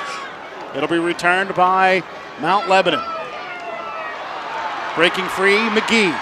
And McGee finally knocked out of bounds across the 30. It looked like he was hemmed in around the 10, but he will instead get all the way out across the 30 towards the 32. He did. I mean, maybe the Gators weren't expecting Marsh to put the boot on it like that, but you see they're a little over pursuit. Just a missed tackle there that allowed return man McGee to get loose up over the 30. That's unfortunate. You have a guy hemmed in, as you said, and then he breaks it. Was able to get an extra 20 yards there, but credit to McGee. It was a solid return there. And now Mount Lebanon got to get something going here on offense if the Blue Devils want to stay in this one, and more importantly, keep that Gators offense off the field that's really clicking right now. Kenny Wallace making the tackle on that kick return. Pistol with trips to the left-hand side. Gavoden, the quarterback, is going to hand off. A lot of room over there on that left-hand side. Gateway all over Sala. Brooks leading the charge for the Gators. Also involved on the stop is Robertson Louise Jean. Stop by 55. So you've got the defense just taking everything away in the run game, and you wonder at what point Mount Lebanon puts the game in the hands of an unproven quarterback here. It's a good position to be in if you're the Gators. You've really forced the hand of Mount Lebanon here. Gavoden looking left, throwing left, pass low, but caught by the Blue Devils over there on that far sideline. It's McGee who had the nice kick return. Wrestles his way out across the 40. The ball got pulled loose, but they say for progress it stopped before it was pulled out of there by Remy Bose, who ended up recovering the loose ball, but it's inconsequential. McGee is tough. Again, not a big guy, 5'10", 175 pounds, but he's made himself hard to tackle so far tonight. And a really good second effort there. That's what got him across that 10-yard threshold, move the chains. Run to the left-hand side for Mount Lebanon's Beckham D. D picking up a couple before he's dropped to the turf. Jordan Tyree, amongst others, in on the stop. Stop by 10. L. It's one of the best runs the Gators have allowed over the past 3 or 4 drives. That's not saying much, just a 2-yard gain there. They've really controlled the line of scrimmage here, and it's really made for slow going for Mount Lebanon, who really, it feels like this offense hasn't been on the field for more than a minute or two at a time since the first quarter when they put that long drive together. They were sure as heck out of sorts there, finally sending trips to the right of the formation. Gavoden pressured, throws, has a receiver open in the flat. That's Pavlik. Pavlik inside of the 40-yard line and brought down at the 35. The Blue Devils moving the ball. As confused as the Blue Devils looked before the play, Pavlik was wide open. Someone blew coverage there because there was no one within 5 yards of Pavlik there. And then off to the races, the shoestring tackle saved a touchdown there.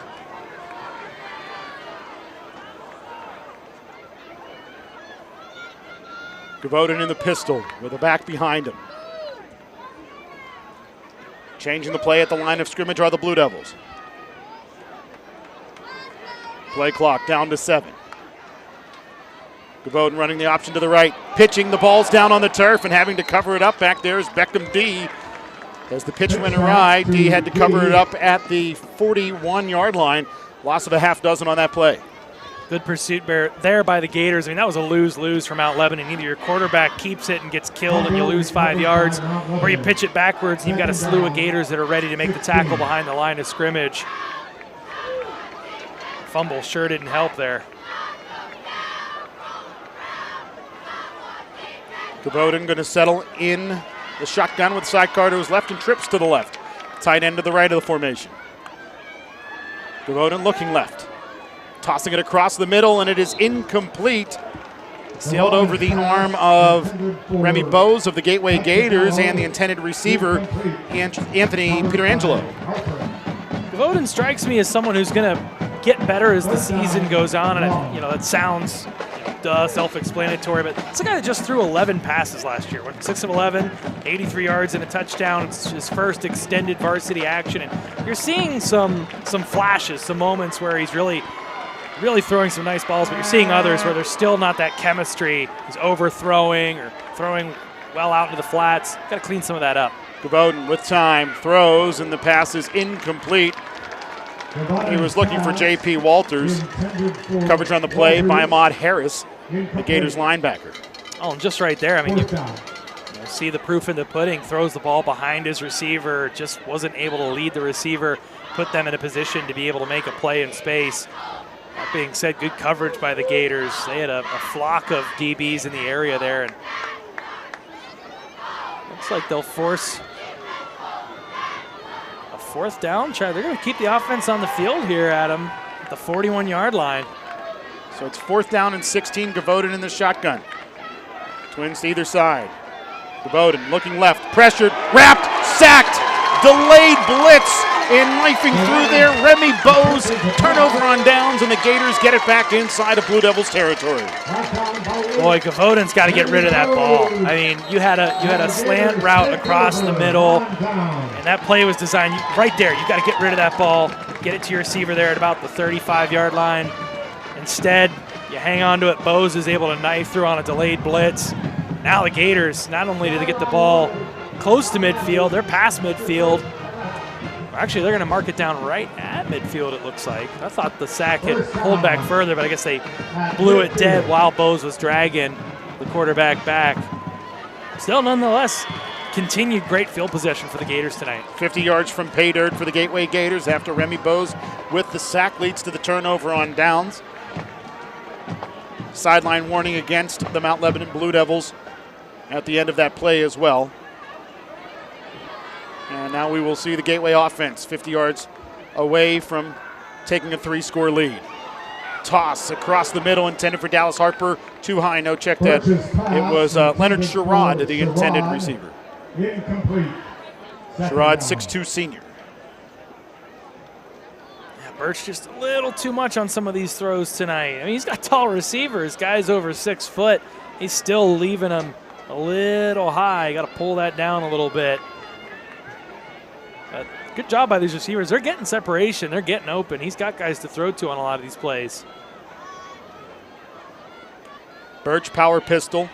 Play action running the option. Pitch to Jordan, and Jordan is going to be hit and brought down at the 45-yard line. 2 Blue Devils combining for a big stop there in the backfield. First contact by Sala, and then Beckham D cleans it up. Boy, you look here. He gets twisted up like a pretzel and then hit up high hard. That's way less than ideal. You don't want one of your top playmakers getting crumpled up like that. That's real easy to twist a knee or suffer a concussion. Luckily, looks like everyone's all right after that one, and is Jordan really taking some punishment there. 3rd and 15 for the Gators at the 45. Birch out of the pistol, play action. Tosses to the right-hand side for Jordan. I think that just slipped out of his hands. He was grabbing his face mask, was Birch, as the ball left his hand.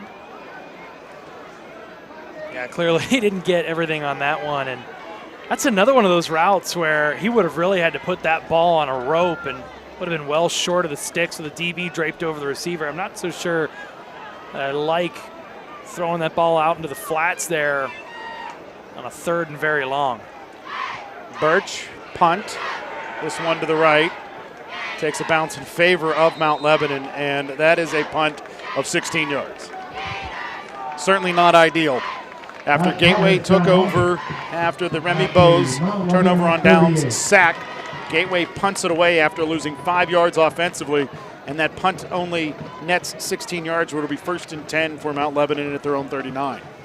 Yeah, for as much as the Gators have done well tonight, that was ugly. And there's really no other words for it.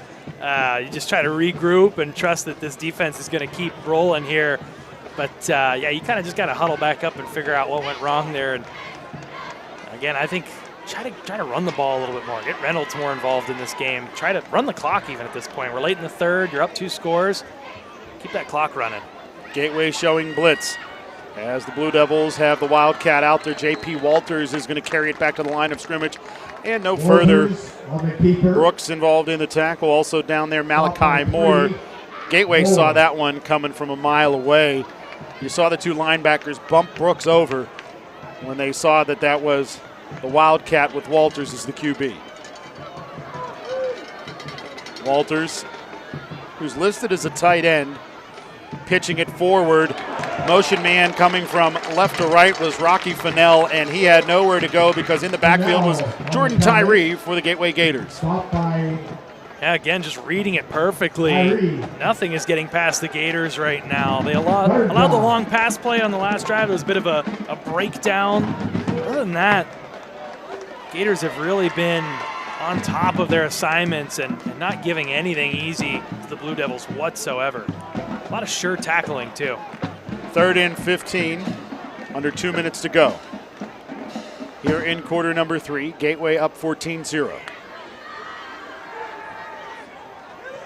Gavoden looking left. Now he's going to scramble to his right-hand side and toss it into the Gateway bench. The intended receiver was Garrett Pavlik, but the closest one to the ball was Amari Haynes, the Gators tight end and linebacker who was on the sideline. Another 3 and out. Good pressure once again by Bose. And how many times have we called his name tonight? I mean, he is just so noticeable every defensive play, and that's all you can really ask for from your linebacker, the guy running the defense out there. I mean, he is just everywhere all the time, all at once. He's been excellent so far tonight. Beiersdorf will punt, and it's Livesey back to return for Gateway. And timeout called by the Mount Lebanon Blue Devils. Now, Mount Lebanon ran their punt unit out a little late with about 20 to go on the play clock, but you'd hope that after 3 weeks of practice for, all intents and purposes, when you include Heat Week plus 2 weeks of camp, that's something that should be rectified. You should be able to have your right personnel out there when you rush out the punt with 20 seconds to go on the play clock. We've seen that from both teams a few times tonight. A couple more from Mount Lebanon have needed to call some timeouts, and maybe that's a symptom of having a lot of guys who are first-year starters stepping into some big shoes that have been left by a team that went the distance, went undefeated last season.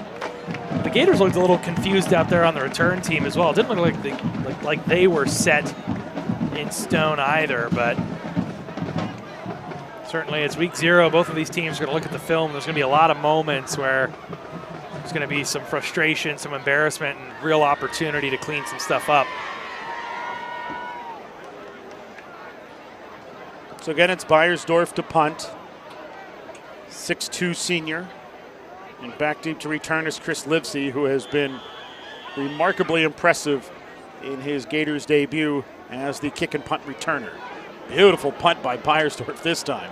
We'll take a bounce in favor of the Gators momentarily, and then to the boundary, where it'll be 1st and 10 for Gateway. They'll say at the 23-yard line. So a long field for Gateway with 1:34 to play in the 3rd frame. Yeah, Beiersdorf's gotten better as the game has gone on, and it's weird. It doesn't even look like he really carries that leg the full way through up. He just sort of gets a lot of power off it right off the jump, and that ball takes off. And that time, I mean, how do you win these sorts of battles? You keep it out of the hands of the guy who's been hurting you in the return game, and he placed that one perfectly along the sidelines, got the bounce out, and yeah, now the Gators got a long way to go. But I believe this is the worst starting field position I think they might have had all evening. 77 yards from pay dirt for the Gators on this drive. Birch pressured, and he will be brought down in the backfield. Birch attempting the pass. Beckham D knifing through and making the play. By Beckham D. 2nd down. For as well as the Gators have controlled the line of scrimmage tonight, that one they just got blown out there, and all Birch could do after faking the handoff there was hang on to the ball and cut his losses, make sure he didn't turn it over. And now looking at 2nd and long again, a situation that the Gators have been in just a few too many times so far tonight. It really feels like Gateway could be up 35-0 the way this game has gone, though they have just squandered so many opportunities inside of Blue Devils territory. This is a different story, obviously, with this drive starting at the 23, but it didn't start well with Birch getting sacked, and then Reynolds here with a modest gain of 2 or 3 across the 15 to the 16. I mean, the Gators have clearly been the better squad tonight. They just have not executed offensively at the level that they would find satisfactory, and certainly enough to really put this game out of reach, what it really feels like it should be at this point. Is Mount Lebanon's offense has just been non-existent thus far, and that's credit to the Gators and what they've been able to do to neutralize at every turn. But yeah, just a lot of things to clean up, but the right guys to do it with, the guys that can get it done, and guys that have just such an incredible amount of talent. Just got to keep working on those little details. Well, details are part of the X's and O's, and I had an opportunity to talk to Don Hall a couple of nights ago, and he said, we certainly got some guys. Quote, we've got some guys. And what I said to him is, as long as you got the Jimmies and Joes, you can work out the X's and O's. And he agreed completely, and that's what we've seen thus far tonight is while the Gateway Gators haven't been crisp, sharp, or anything like that, they've certainly shown that they've got a lot of talent to get things done even when everything isn't going their way. Absolutely. We we keep strumming that chord about how the offense needs to do this, needs to do that. But at the end of the day, they're up 2 scores on a team that did win a state title last year, even if there is a bunch of turnover. And these are the kind of games the Gators lost last year. And they've cleaned up things enough to where they're not making enough mistakes to lose this game. Birch, long play action. He's going to heave-ho this down the right-hand side. One-on-one coverage. Dallas Harper catches it on the far sideline. They're going to say incomplete, though. They say his feet were on the sidelines, incomplete. Boy, is that unfortunate. What a beautiful pass. And Harper, again, a great adjustment. No, Mount Lebanon, they wanted the push off there, but it didn't look like he really fully extended that arm. We'll take another look here. That was close, but the officials had good eyes on it there, and he was real close. So that's a good call. And I think what the story was there was the left foot was out of bounds simultaneously to the right foot being inbounds when he caught the ball. That means he's a player out of bounds in that circumstance. We have another Mount Lebanon player down getting stretched out with some cramps, and not much of a surprise. The temperature in the 70s and quite humid this evening.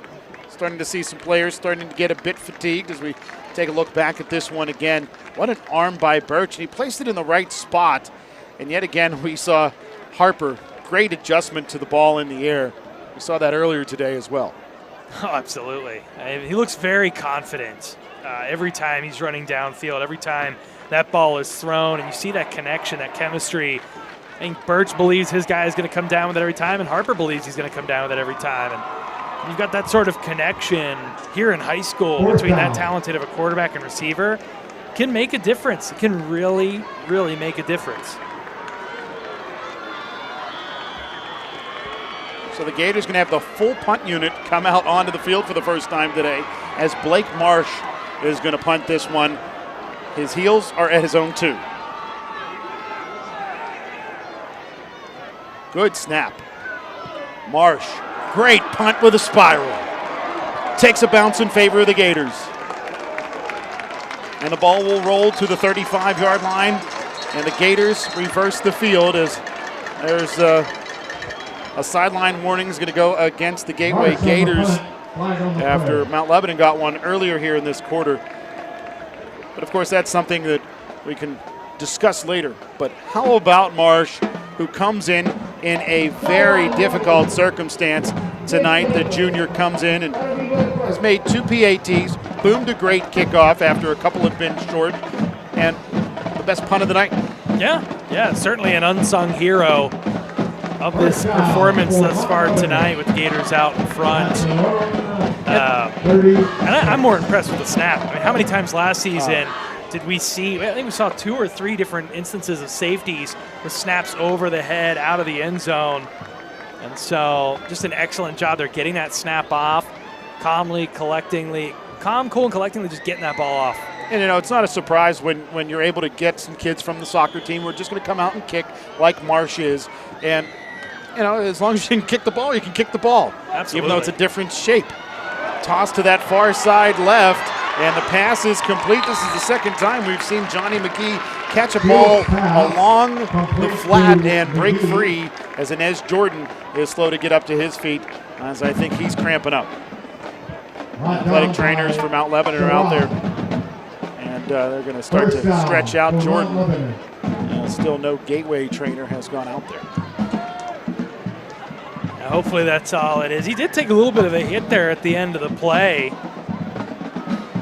The way they're addressing him, I think that's about all that looks like. But yeah, McGee is, they build him as just an all-around athlete coming into this season on both sides of the ball. And certainly offensively, he's shown through even more than defense. And some long plays where he's broken a few tackles. So, Vince, I was just handed some information regarding Blake Marsh as we have this opportunity to reflect on him kicking the ball today, both kickoffs, PATs. and the punt that he hit moments ago. I was just told yesterday was his first time kicking a football in practice. So they pull him off of the soccer team. He kicks a few balls in practice yesterday, and he's out there getting the job done for the Gateway Gators on the special teams. I mean, that's incredible. I mean, to knock down 2 PATs, the first of which was not a very good snap, and they had to really hustle to get that hold in place. And then to stand in his own end zone in a sport that he's playing for the first time and flip the field position, that's an incredible story. And that is really something else. And while we have got to talk about the fact that Blake Marsh boomed that punt moments ago, we can't forget about Bradley Birch and the couple of punts, including the one that rolled a country mile from the 40 inside of the 20. Yeah, certainly Marsh had the best punt, so to speak, from the technical standpoint. But as far as distance goes, I mean, Birch really did get a heck of a net yardage out of that one that just sort of kept going. And, I talked about it earlier, Adam, but special teams was something last year where you really sort of held your breath every time the Gators went out onto the field. And, you're doing it again here tonight, but for a completely different reason. You're ready to see them bust a long return or hem in a return man deep in their own territory. I mean, they've really played very, very well tonight. As Jordan's still sort of hobbling off. Hopefully it is just cramping. Well, they were stretching him, so in all likelihood that's what it is. But let's get back to football here as Mount Lebanon has the ball, 1st and 10 at the 50, running to the left-hand side and throwing, or rather the left-handed quarterback running to the right-hand side for the Mount Lebanon Blue Devils is David Shields. And the pass incomplete. And during that play, the quarter expires, so we head to the 4th frame with the Gateway Gators leading Mount Lebanon 14-0. But like we've said, Vince, it certainly feels like Gateway could and probably should have a much larger lead. It really does feel that way, Adam. But, so many times last season we saw the exact opposite of this against Thomas Jefferson, against Pine Richland, against Penn Trafford, where the offense kept going out, they kept not being able to get it done, and then the defense let up just enough for them to lose. In this case, it's kind of the opposite. The offense has done just enough. They've taken care of the ball. Sands the one interception from Birch. On the other side, they've forced enough turnovers and made enough plays defensively. Mount Lebanon hasn't sniffed the end zone this far. They really have controlled this game. And yeah, our biggest complaint is that they should probably be winning by more. But I appreciate that this team has come out here against a quality opponent and looked the part of a 5A favorite, of a title contender. And I think one big thing is they're moving the ball. Last year, when their backs were up against the wall against teams like a Mount Lebanon, like a Thomas Jefferson, like a Penn Trafford, they didn't even move the ball. They didn't do enough to kill clock. They didn't do enough to keep the Blue Devils on their heels. And when you've got players going both ways, especially on that defensive side of the ball, you expend more energy when you're playing defense. So the longer your offense is on the field, whether they're two-way guys or not, they're getting somewhat of a rest because they know what they're doing. They don't have to react. They have to act. It's a different story when you're acting instead of reacting. It's a great point. It's a very great point. And hopefully what I want to see from the Gators here in this 4th quarter is put the ball in number 2's hands. However you've got to do that, but give him the opportunity to salt this away. Make plays that are low risk, high reward, and just try to get him out in space. You don't necessarily need to take a bunch of shots downfield. You got to give yourself an opportunity to keep this clock rolling and not make any mistakes that would give Mount Lebanon a short field. You're in a position in this game where there's no reason to trust that the Blue Devils are going to go the full length of the field, so don't give them anything other than that. Pistol formation here for the Mount Lebanon Blue Devils, as David Shields is the quarterback with a back behind him. 2nd and 10, to the ground go the Blue Devils. Sala running right, had a crease, got tripped up, and will pick up 4 yards to the 46 inside of Gators territory. Had a good job with that shoestring tackle, because if not, he had a full head of steam and he would have been off to the races there. As it stands, you force a 3rd and medium here. Another Gator down. And this is Barron Fowler. And it was favoring the right leg. The hope is it is a cramp, but the way the athletic trainers are looking at this one, it doesn't appear to be the case. So, of course, right now our thoughts are with Barron Fowler, the Gateway offensive lineman. But Vince, this gives us an opportunity to talk more about the way Gateway has controlled this football game. And we've talked ad nauseum about the offense, but the defense, we talked about how they've had the opportunity to get some rest while the offense is on the field, and they've been able to react and basically keep Mount Lebanon under control. Absolutely. I mean, 14 points is normally not enough to really feel comfortable in this game. I feel comfortable right now for the Gators. They have just put the clamp down on defense, and they have limited all opportunities. They've rendered Mount Lebanon one-dimensional. They've been very, very reluctant to pass the ball, but at the same time, they haven't been able to run the ball at all. So it's been a very one-dimensional offense that they've continued to try and run the ball effectively. They can't pass the ball that well, and neither are really working all that well. And the biggest thing with Mount Lebanon is they're not able to have any sort of vertical passing game. Their only success offensively has been passing to the boundary, finding some receivers, including McGee over there along the boundary. And it's led to some plays, but not any scores. Is great news for the Gators. Baron Fowler to his feet, walking to the near sideline under his own power. And the two-way lineman hopefully should be able to return to this game for Gateway. Absolutely, a welcome sign indeed. Yeah, he's one of those guys they're really going to count on if this team's going to have the depth to go the distance. But to your point, Adam, no, they haven't had any threat of a vertical passing game. The coverage has been great, and frankly, they haven't had the time to throw the ball. Bose and company have gotten into the backfield routinely on every play, and they've really made life difficult trying to hold on to that ball and have enough time to get the ball downfield. 3rd and 6 for Mount Lebanon as the clock is winding here in the 4th quarter. Mount Lebanon going to go to the ground. A big hole up the gut for Sala. A delayed play. And Sala was able to pick up positive yardage inside of the 30 to the 28-yard line. Yeah, well-run draw play there for Mount Lebanon. And Sala seems to be picking up a second gear here as this 4th quarter goes on, late 3rd, early 4th.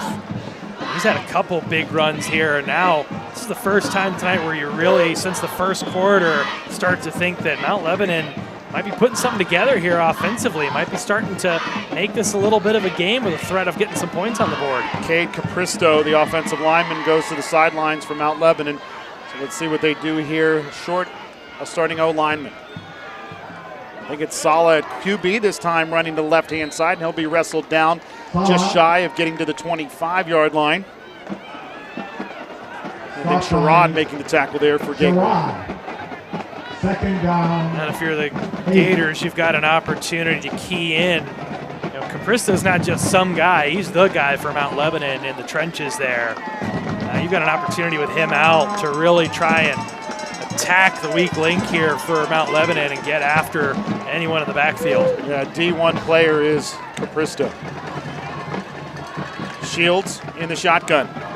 Looking right, now looking back left. Going to toss it to the near boundary, and it will be incomplete. The intended receiver, Garrett Pavlik, for the Blue Devils, and that brings up 3rd down and 8. Well, that was a really nice pass there from Shields, putting that where only his receiver could get to it. Pavlik just not able to stretch out enough for it. Good coverage there by the Gators. I mean, in lockstep the whole way. That was a really nice ball. So it's 3rd and 8 for Mount Lebanon. The quarterback is Sala. Looked like the back moved, but no whistles blow yet again as Sala will drive his way forward inside of the 25 and finally brought down to the 21-yard line. And it'll be 4th down, but 4th and reasonably manageable, maybe 4th and 2, 4th and 3. Now they'll have an opportunity here. I mean, that's, again, smart coaching. You know you're going to use all 4 downs, so you give yourself an opportunity to have a 4th and reasonable here. And roll the dice. If you're Mount Lebanon, this clock running under 10 minutes, you got to get points here. Shields the game in the pistol. Motion on the left. Now he'll motion all the way to the right-hand side, and Bob Palco has to call a timeout. 2nd timeout for Mount Lebanon, and with less than 10 minutes to go, they're down to 1 timeout left. That's got to be frustrating for Coach Palco and company, but you got to call that timeout there. This is too big of a play to have any miscommunication whatsoever. You got to have everyone on the same page ready to execute, because if you don't come up with points here, you really, really don't have much of a shot to get back into this one unless you generate some sort of turnover or get points real quick offensively. And we've not seen any sort of inclination that would happen from the Blue Devils thus far tonight. Stay tuned to Gateway Gators Productions this upcoming week, as the Gateway boys soccer team will be featured on Thursday evening. Spencer Witt will have the call for that Gateway boys soccer team right here at Anna Marino Stadium. Game set to start at around 7:30. And Vince and I will be back on the call here at Anna Marino Stadium next Friday as the Gateway Gators host the Woodland Hills Wolverines. Wolverines, Deontay Williams graduated. Where are they going to find that offense from? It's going to be real interesting to see what that team looks like this year. Got a veteran tailback returning who could make some noise for the Wolverines, but that's a task for another week. As Mount Lebanon goes to the air and the pass to the near sideline is complete, and it's 1 yard past the first down flag, a gain of 4 when they needed 3. Good play design there. Nice ball. First down. Put it right where it needed to be, and the receiver, good job coming back to the ball and making sure to be the first one to it, getting those hands stretched out and extended. This is the first real legitimate threat inside the red zone for Mount Lebanon tonight. J.P. Walters is the QB on this particular play. He's going to run to his right-hand side. Brooks can't get there. Walters tucks, runs, and carries the ball inside of the 10 to around the 8-yard line. Walters. We talked about the fact that the Gateway defense had opportunities to rest while the offense was on the field. Well, this, a very protracted drive, and you can see the Gateway defense starting to get run down a bit. And Mount Lebanon's keeping the pace up here. They're not going into a traditional huddle. They've been pedal to the metal here, trying to capitalize on that fatigue. Shields in the pistol. He's going to hand off. Running to the left, Beckham D, I believe. And D will get close to the first down flag. It'll depend on the spot, but regardless, it's either first and goal or third and very manageable. D, the ball carrier. They're doing it without their best offensive lineman. Cade Capristo went down midway through the drive, and they've continued to move the ball. And now the official on this side of the field says it's a first down. The line judge over here, who didn't even spot the ball or spot the play, determines that it's enough for a first down for Mount Lebanon. So it's first and goal. They've got 4 shots inside of the 10 to try to cut this Gators lead in half. Well, it's one thing if you're going to do that, but another to wait as long as you did. It is a first down. High snap, and I think Gateway finally is going to be guilty, or rather Mount Lebanon is finally going to be guilty of moving before the snap that they've done 8 times tonight. Yeah, we've seen it a lot. Yeah, we've seen backs, tight ends, slot backs, all kind of rock forward, a blink of an eye before the snap, but long enough where traditionally an official's going to catch that. I will say, the officials, I said this earlier in the game, it feels like they've swallowed the whistles on a number of different things, but I think it's fair to say that Mount Lebanon has exploited that probably a little more, although both teams have gotten a couple benefit of the doubt calls here and there. D dots the pistol behind Shields with trips to the right. He's going to hand off to D. Nowhere to go after he picked up a couple of yards towards the 10. They're actually going to mark that ball all the way down to the 8. It looked like initially just a gain of 2 or 3, but instead it's going to be closer to 3 or 4. So second and goal with the ball at the 8. Lebanon almost gets the snap out before the Gators can even get personnel off of the field. Now they'll wait and get the play call in, but this is affecting the Gators, how quickly this offense is operating right now. Shields in the shotgun with trips to the left. And he is going to hand off. The ball carrier running left is Sala. Sala gets to the 5, maybe to the 4 before being driven back. Nathan Sala around left end. And they're going to say he actually surged to the 3. Stop by 54, Lewis Douglas and Demetrius And it's Harper. 3rd and goal, and the Gators have a player down. That appears to be Leonard Sherrod, who's getting stretched out with a cramp. Timeout. This is a precarious situation here. If Gateway gets the stop, no harm, no foul. However, Mount Lebanon still has 2 plays to try to score here. And if they score, Gateway sees their lead get cut in half or worse. And then their backs get a little bit up against the wall here, and you really feel like the offense needs to do something with the ensuing drive should Mount Lebanon cash in. Yeah, I mean, at the very least, control possession for a little while, allow their defense to rest. I mean, clearly they're gassed here. They get a little bit of a timeout due to Sherrod cramping up. But I mean, in the second half, these guys have worked hard because the offense, especially late third into this fourth quarter, well, one, they haven't been on the field a whole lot, but two, when they have been on the field, they haven't been able to sustain much offensively.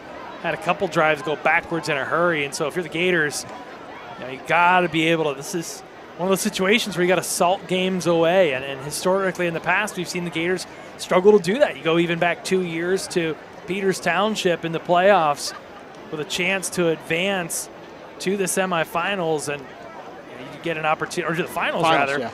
And you just can't get it done. You can't control enough. And I think that comes back to not being able to run the ball effectively enough.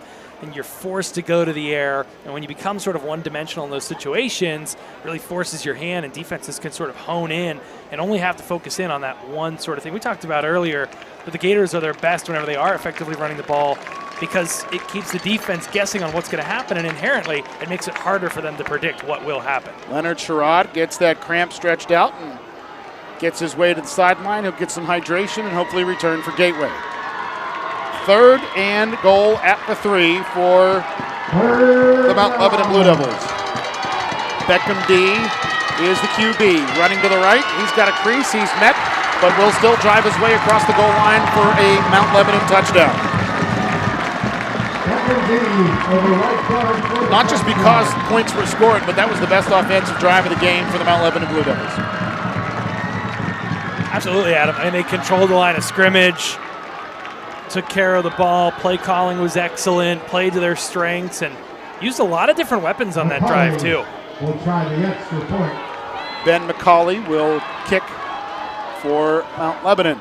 And the PAT is no good wide left, and that could play big as this game progresses.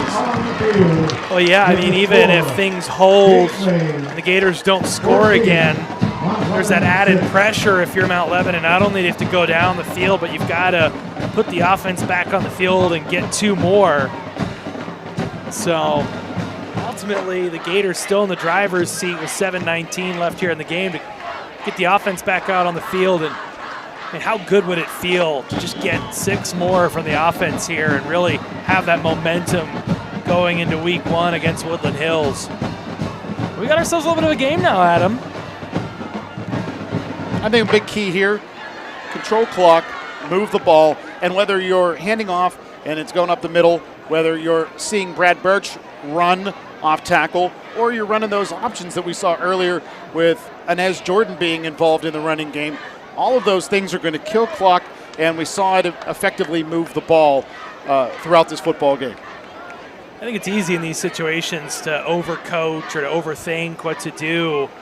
I mean, play to your strengths, try to get the ball into the hands of your best playmakers, and at the very least, minimize the opportunity for game-changing mistakes.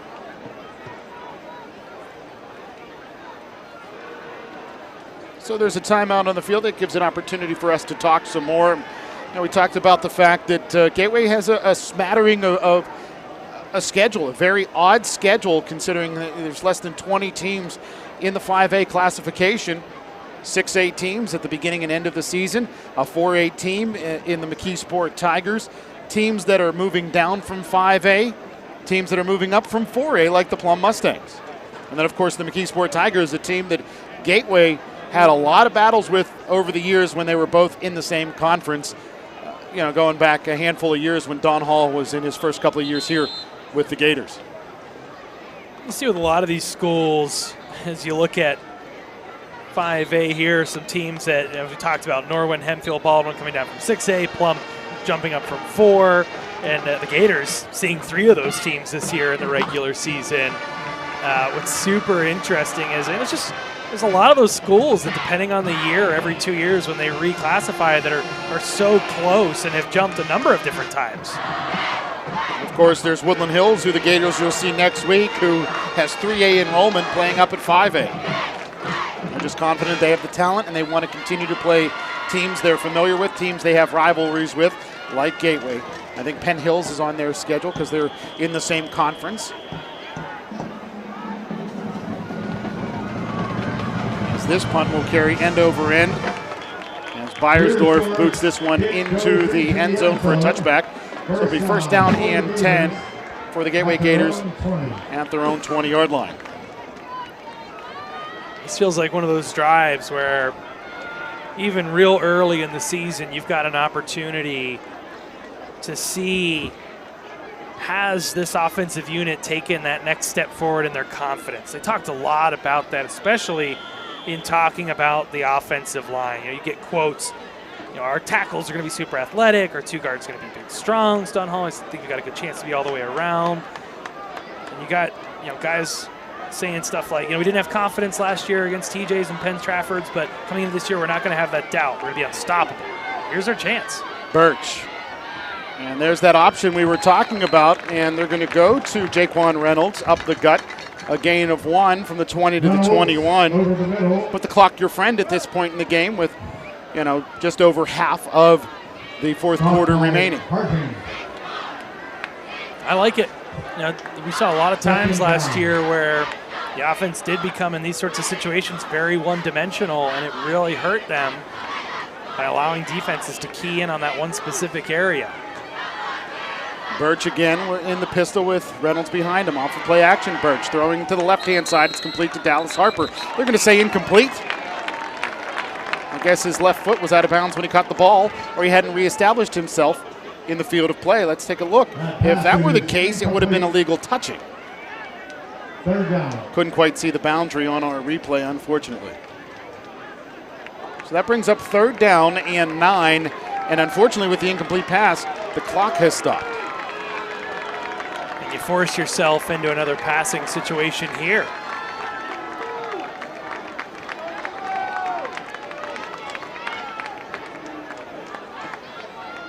Two receivers split left. Power pistol for Birch. Play action.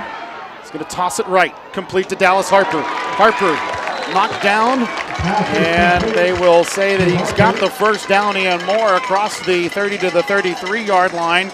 And the official on that sideline says wind the clock when the ball is set, and that's what they will do. It's a heads-up play. Get the first down, try to get down inbounds. That's a win-win right there. And those are the kind of plays that you have to see your seniors make, and that's a great play by Harper. Yeah, it looked like he intentionally got his left knee down inbounds before going to the boundary. So it's first and 10 for Gateway, the ball at their own 33. Clock winding towards 6 minutes to play in regulation. Reynolds dots the pistol. Play action, toss, complete, Inez Jordan.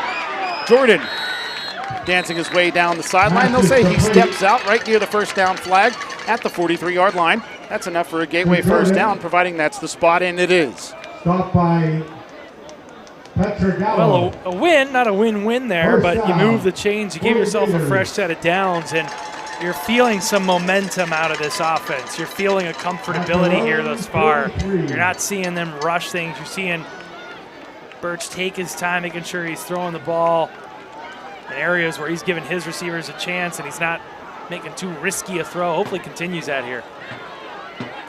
Birch, play action. He's going to keep it himself. Get back to the line of scrimmage before he's swallowed up. Bradley Birch over the middle. Tackle on the play made by Will Hartung, a 195-pound senior. Second down. Again, that's all right. That's all right. The clock is going to continue to roll here. Every time you're able to pull that off, you're taking at least 30, 45 seconds off. As long as you can keep moving the chains like you have, you don't even really need more points at this point. You just got to play keep away. And you can see that yellow number on your screen ticking down. That's how much time they have before they even have to snap the ball. Handoff. Jordan running to the right-hand side, and he will race to the boundary and step out of bounds. Credit the tackle to Aiden Dawson. There wasn't much Jordan could do to stay in bounds on that particular play. Still a nice gain, as the Gators are showing the ability to move the ball on the ground here against Mount Lebanon, something that has been inconsistent since you and I started watching Gateway football a couple of years ago. It's so easy to get lulled into, well, we got Brad Birch, so he should be this pass-first offense. I think sometimes it feels a little inorganic, a little forced. It gives you the opportunity now to center around the running game and then give Birch the opportunity to not feel like there's so much pressure on his shoulders. Play action, Birch, pressure, tosses it, Dallas Harper cutting across the middle. Races inside of the 45 to the 40, and what a heady play by Dallas Harper, who slides down inbounds at around the 38. That's the good news. The bad news is he's slow to get to his feet, and the way he's holding that left leg, it looks like it may just be a cramp, hopefully. Either that or a little bit of an awkward landing on the ankle as he slid to the turf. Certainly cramp is probably the better of those outcomes. Obviously. Well, that is the case. The athletic trainer's out there, and he is going to stretch out Dallas Harper, 6'2" senior wide receiver who came onto the scene a season ago and made a ton of noise for Gateway. Seemed like every pass he caught was a touchdown. Yeah, and he's picked up where he left off. I mean, look at tonight, 2 touchdowns, some long completions downfield. He's filled that hole that Patrick Bodie left before going to Cincinnati. And it's only one game. You don't want to get too ahead of yourselves because that's a guy who's playing at a school that was just in the college football playoff, and he's certainly got some pedigree. But Harper has looked fantastic tonight. He's everything you could ask for and more. Between him and Remy Bose, they both have been a force to be reckoned with, and someone you notice every snap when they're on the field. Patrick's mom's Tara had shared a couple of videos of Patrick in practice playing D-back, and he really looks like he's ready for that big D1 level already as just a freshman. Birch is in the shotgun. Play action, tossing, and as Jordan catches it, and he will race across the goal line for a Gateway touchdown. Beautiful pass from Birch to Jordan, and Jordan cashes in with the Gateway TD. Third touchdown of the night from Birch. Threw 27 of those last year, picking up right where he left off. And that was a beautiful toss right across the middle. And Jordan, a great job creating space, as you see there. Just put that right in the breadbasket. And Jordan, he didn't have anyone within 5 yards of him. Livesey will hold. Here's Weiss.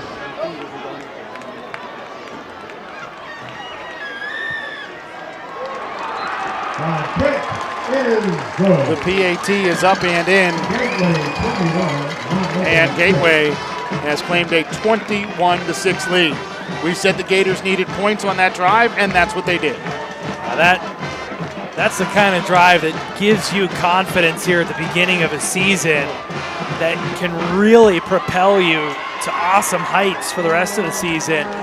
These are the kind of drives we just didn't see from the Gators last year, where they were able to go and put that nail in the coffin, or even when they were down to teams like Thomas Jefferson, go out and get those points they sorely needed in a fourth quarter to change a game, and they just looked so comfortable.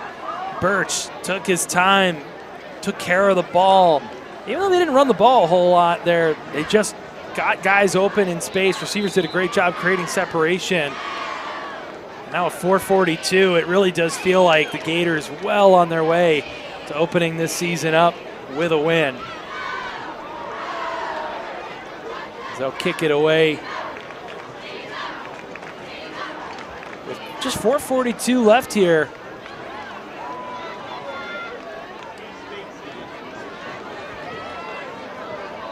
Now Lebanon certainly was able to meticulously get the ball downfield on the last drive, but well, it really feels like they're going to struggle to score twice here, including having to get 2 on at least one of these possessions to try and fully get themselves back to square here. And see what happens here. End over end kick carries down towards the 10-yard line, where it will be returned by Mount Lebanon's Johnny McGee, who has certainly been a spark for Mount Lebanon here in the second half, including on that kick return out to the 40-yard line, a return of darn near 40 yards. Yeah, Mount Lebanon has shown they're a team that, while they're going to be a little under the radar here starting the season in 6A, certainly a squad that still has a considerable amount of talent, especially at some of these skill positions. They're going to have to figure out things in the trenches, and granted, they're going against a Gators squad that's bringing a lot back on the interior. They've got some guys that can catch the ball well. They've got a couple different guys that are throwing the ball very well tonight. And the running game has had its moments, that's for sure. David Shields looking left, throwing left, and the pass will be complete out towards the midfield stripe. Johnny McGee with the catch. Nice open field tackle for Demetrius Harper for Gateway. It'll be a gain of just 8 for Mount Lebanon, and the clock is winding down towards 4 minutes to play here.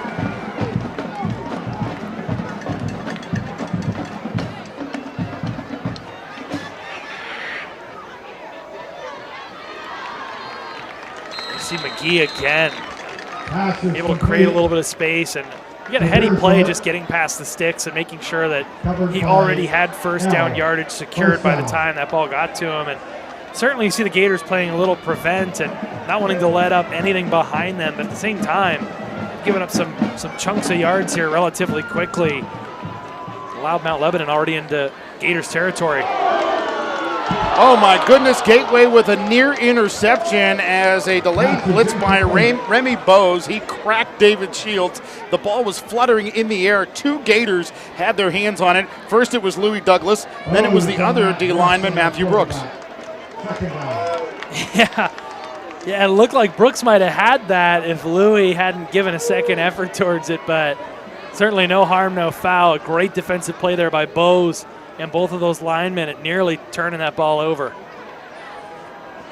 Straight drop back for the quarterback, Shields. Shields throwing to the left-hand side.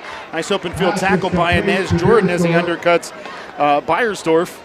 Third down. And that brings up 3rd down and 2 from the 40. And time not on the side of the visitors here as the clock continues to wind under 3.5 minutes to go. And the Blue Devils only have 1 timeout left. This time, Mount Lebanon's going to go to the ground. Sala's going to be the ball carrier. He's met by Brooks near the line of scrimmage. Will it be a gain of 1 or 2? Boy, that's close at it, but I don't think he got it. I mean, they might give him a generous spot here with 3:13 left in a 2-possession game. Looks like the headlines when they came from this side didn't give him enough forward progress. Now the official on the far sideline saying move the sticks. I don't think so. I think this is 4th down. But they are going to move the sticks. He certainly didn't get to the 38, Vince. First down. I agree, Adam. I don't think he got nearly enough there. I'm sure Coach Hall is livid down there on the sidelines, and I don't blame him. Yeah, he's out there talking to the referee as to why the official on the far sideline moved the sticks when the line to gain was the 38 and the ball didn't reach the 38 yet. Yeah, I mean, I get it's 3:13 left in a 2-possession game, and everyone wants an exciting finish. Well, not Gators fans at this point, but yeah, that just seems like manifesting something into existence that really wasn't there.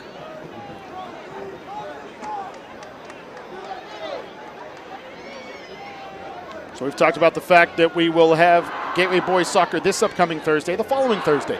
Boys Soccer again with Spencer Witt on the call. Vince, you and I have got Gateway football next Friday against Woodland Hills. The following week, the Gators finally hit the road as they will take on the North Hills Indians on Friday, September 9th. And that should be a good game for Gateway as they will finally hit the road for the first time in the 2022 season. Yeah, North Hills is a team that narrowly missed out on the 5A playoffs last year. They did make the play. They got bounced pretty quick in that first round, but they had some playmakers. But it's the first time we're going north in quite a little while. We were supposed to go to Pine Richland a few years ago, but some things happened, and COVID happened, and we couldn't play that football game.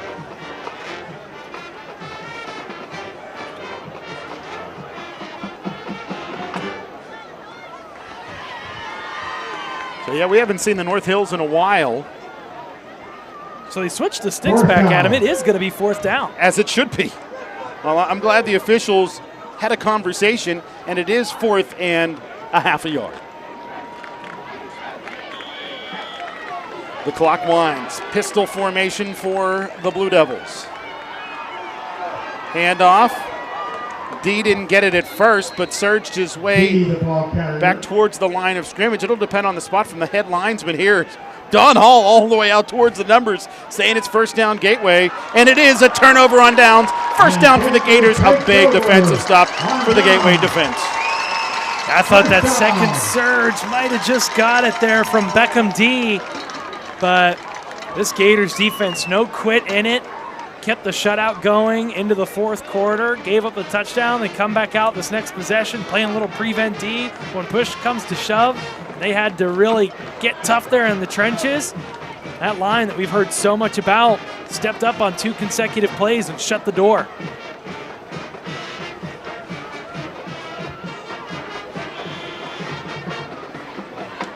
I think we might see them run the ball a little bit more on this one. Seems likely, especially with the way they were able to control the clock with safe passes to go along with a decent running game on their last drive.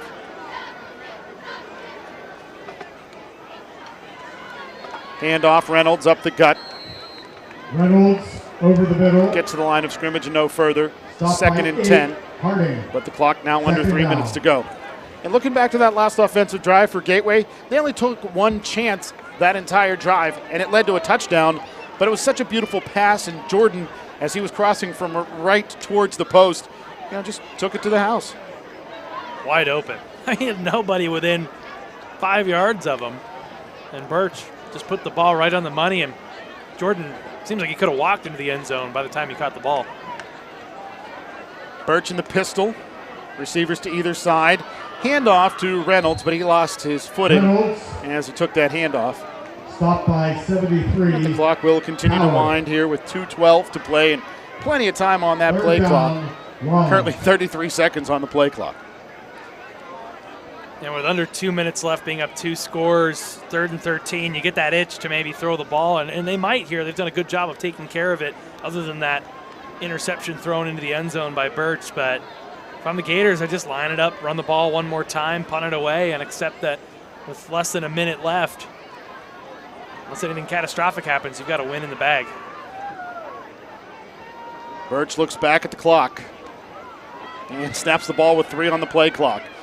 Gators setting up the screen, but it didn't work that time as the wide receiver screen to Dallas Harper leads to a loss on the play as he is brought down in the backfield. But we're down to 91 seconds to go here, and I believe Mount Lebanon has used their final timeout. Certainly a low-risk, high-reward play. You just try to get it to Harper and see if you can make a few guys miss. That time, a good job by Mount Lebanon sniffing that one out, getting guys in the right position and making sure that that wasn't going to be the case. But you don't do anything foolish with it now. You just sort of punt it away and ask your defense not to let anyone get behind you.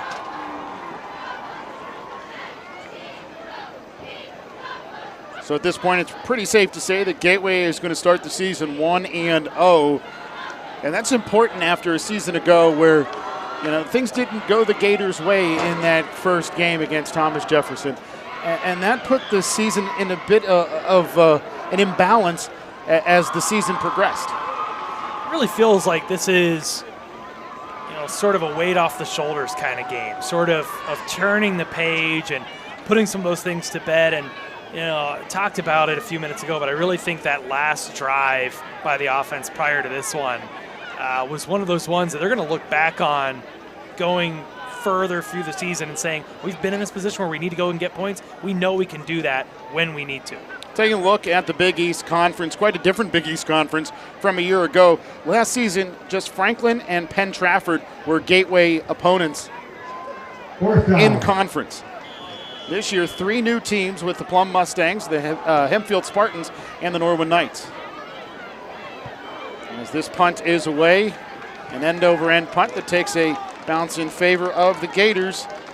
Blake Marsh, his second punt. Man, that snap was a little high, and he was under a little bit of duress. And a big shout-out to Blake Marsh for being able to come in here and do what he did tonight, punting, kickoffs, PATs, 3 for 3, perfect on all 3. I mean, incredible. This guy comes out here, kicks a football for the first time yesterday, and is a legitimate difference maker in the Gateway Gators getting a big non-conference win tonight. The first time the kid's ever put on a helmet and a pair of shoulder pads is his first ever varsity football game, and he's made an impact. Looks natural. I'll tell you what, I have a longtime friend who did that at Woodland Hills some nearly 30 years ago and ended up turning his life from soccer to more football focus, ended up kicking in college, et cetera, et cetera, et cetera.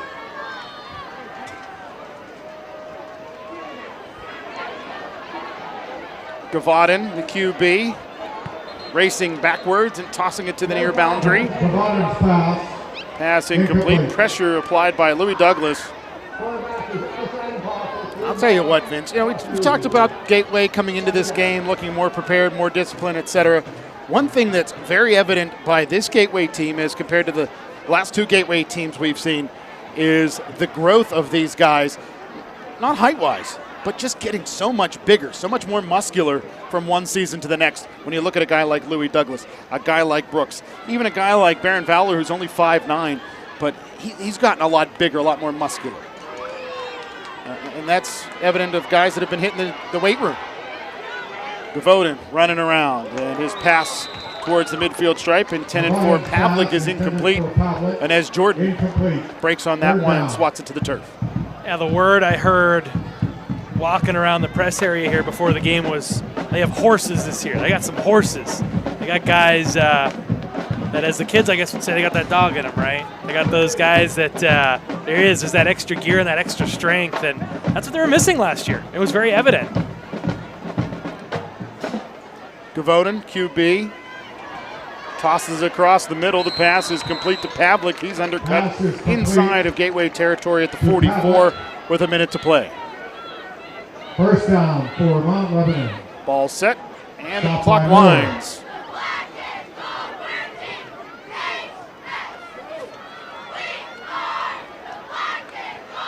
Trips left, and a flag flies. I think a false start against the Mount Lebanon Blue Devils. Receivers on the near side moved early.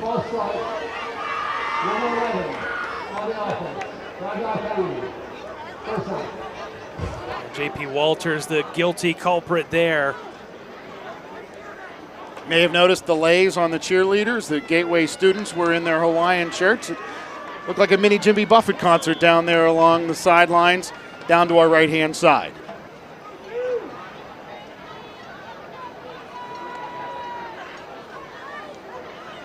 Gavaudin looking to the right-hand side. The pass well too high to that far boundary. Pavlik was able to get a fingertip on it, but no more.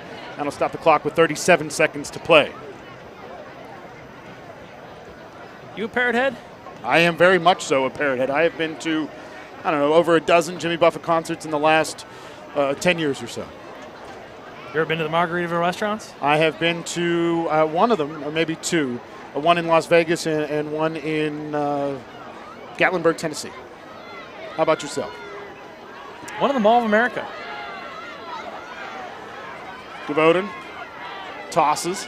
It's complete. J.P. Walters with the catch, and he is brought down inside of the 40 at the 39, and the clock winding here with 24 seconds to go. Have you ever been to a Jimmy Buffett concert? I've not. I know he's at Star Lake this summer, but I couldn't line it up schedule-wise. Always a good time. Didn't make it out to Star Lake for this year's show, though, as that pass is incomplete, intended for Garrett Pavlik. Incomplete. Fourth down. At this point, you just want to make sure no one gets hurt. Get out of this one unscathed. You've had guys cramp up, but another knock on wood. Everyone has walked away. The big thing for Mount Lebanon is Cade Capristo. He's back in there, but he got banged up for a little bit. Hopefully he's good to go for the rest of the season. The lineman headed to the University of Richmond, playing at the next level. Spiders. Pressure on Gavaudin. He's going to take off up the middle, slide down in front of Inez Jordan, who was charging. That'll be enough for a first down for Mount Lebanon. And the clock will start when the ball is set, and that should do it.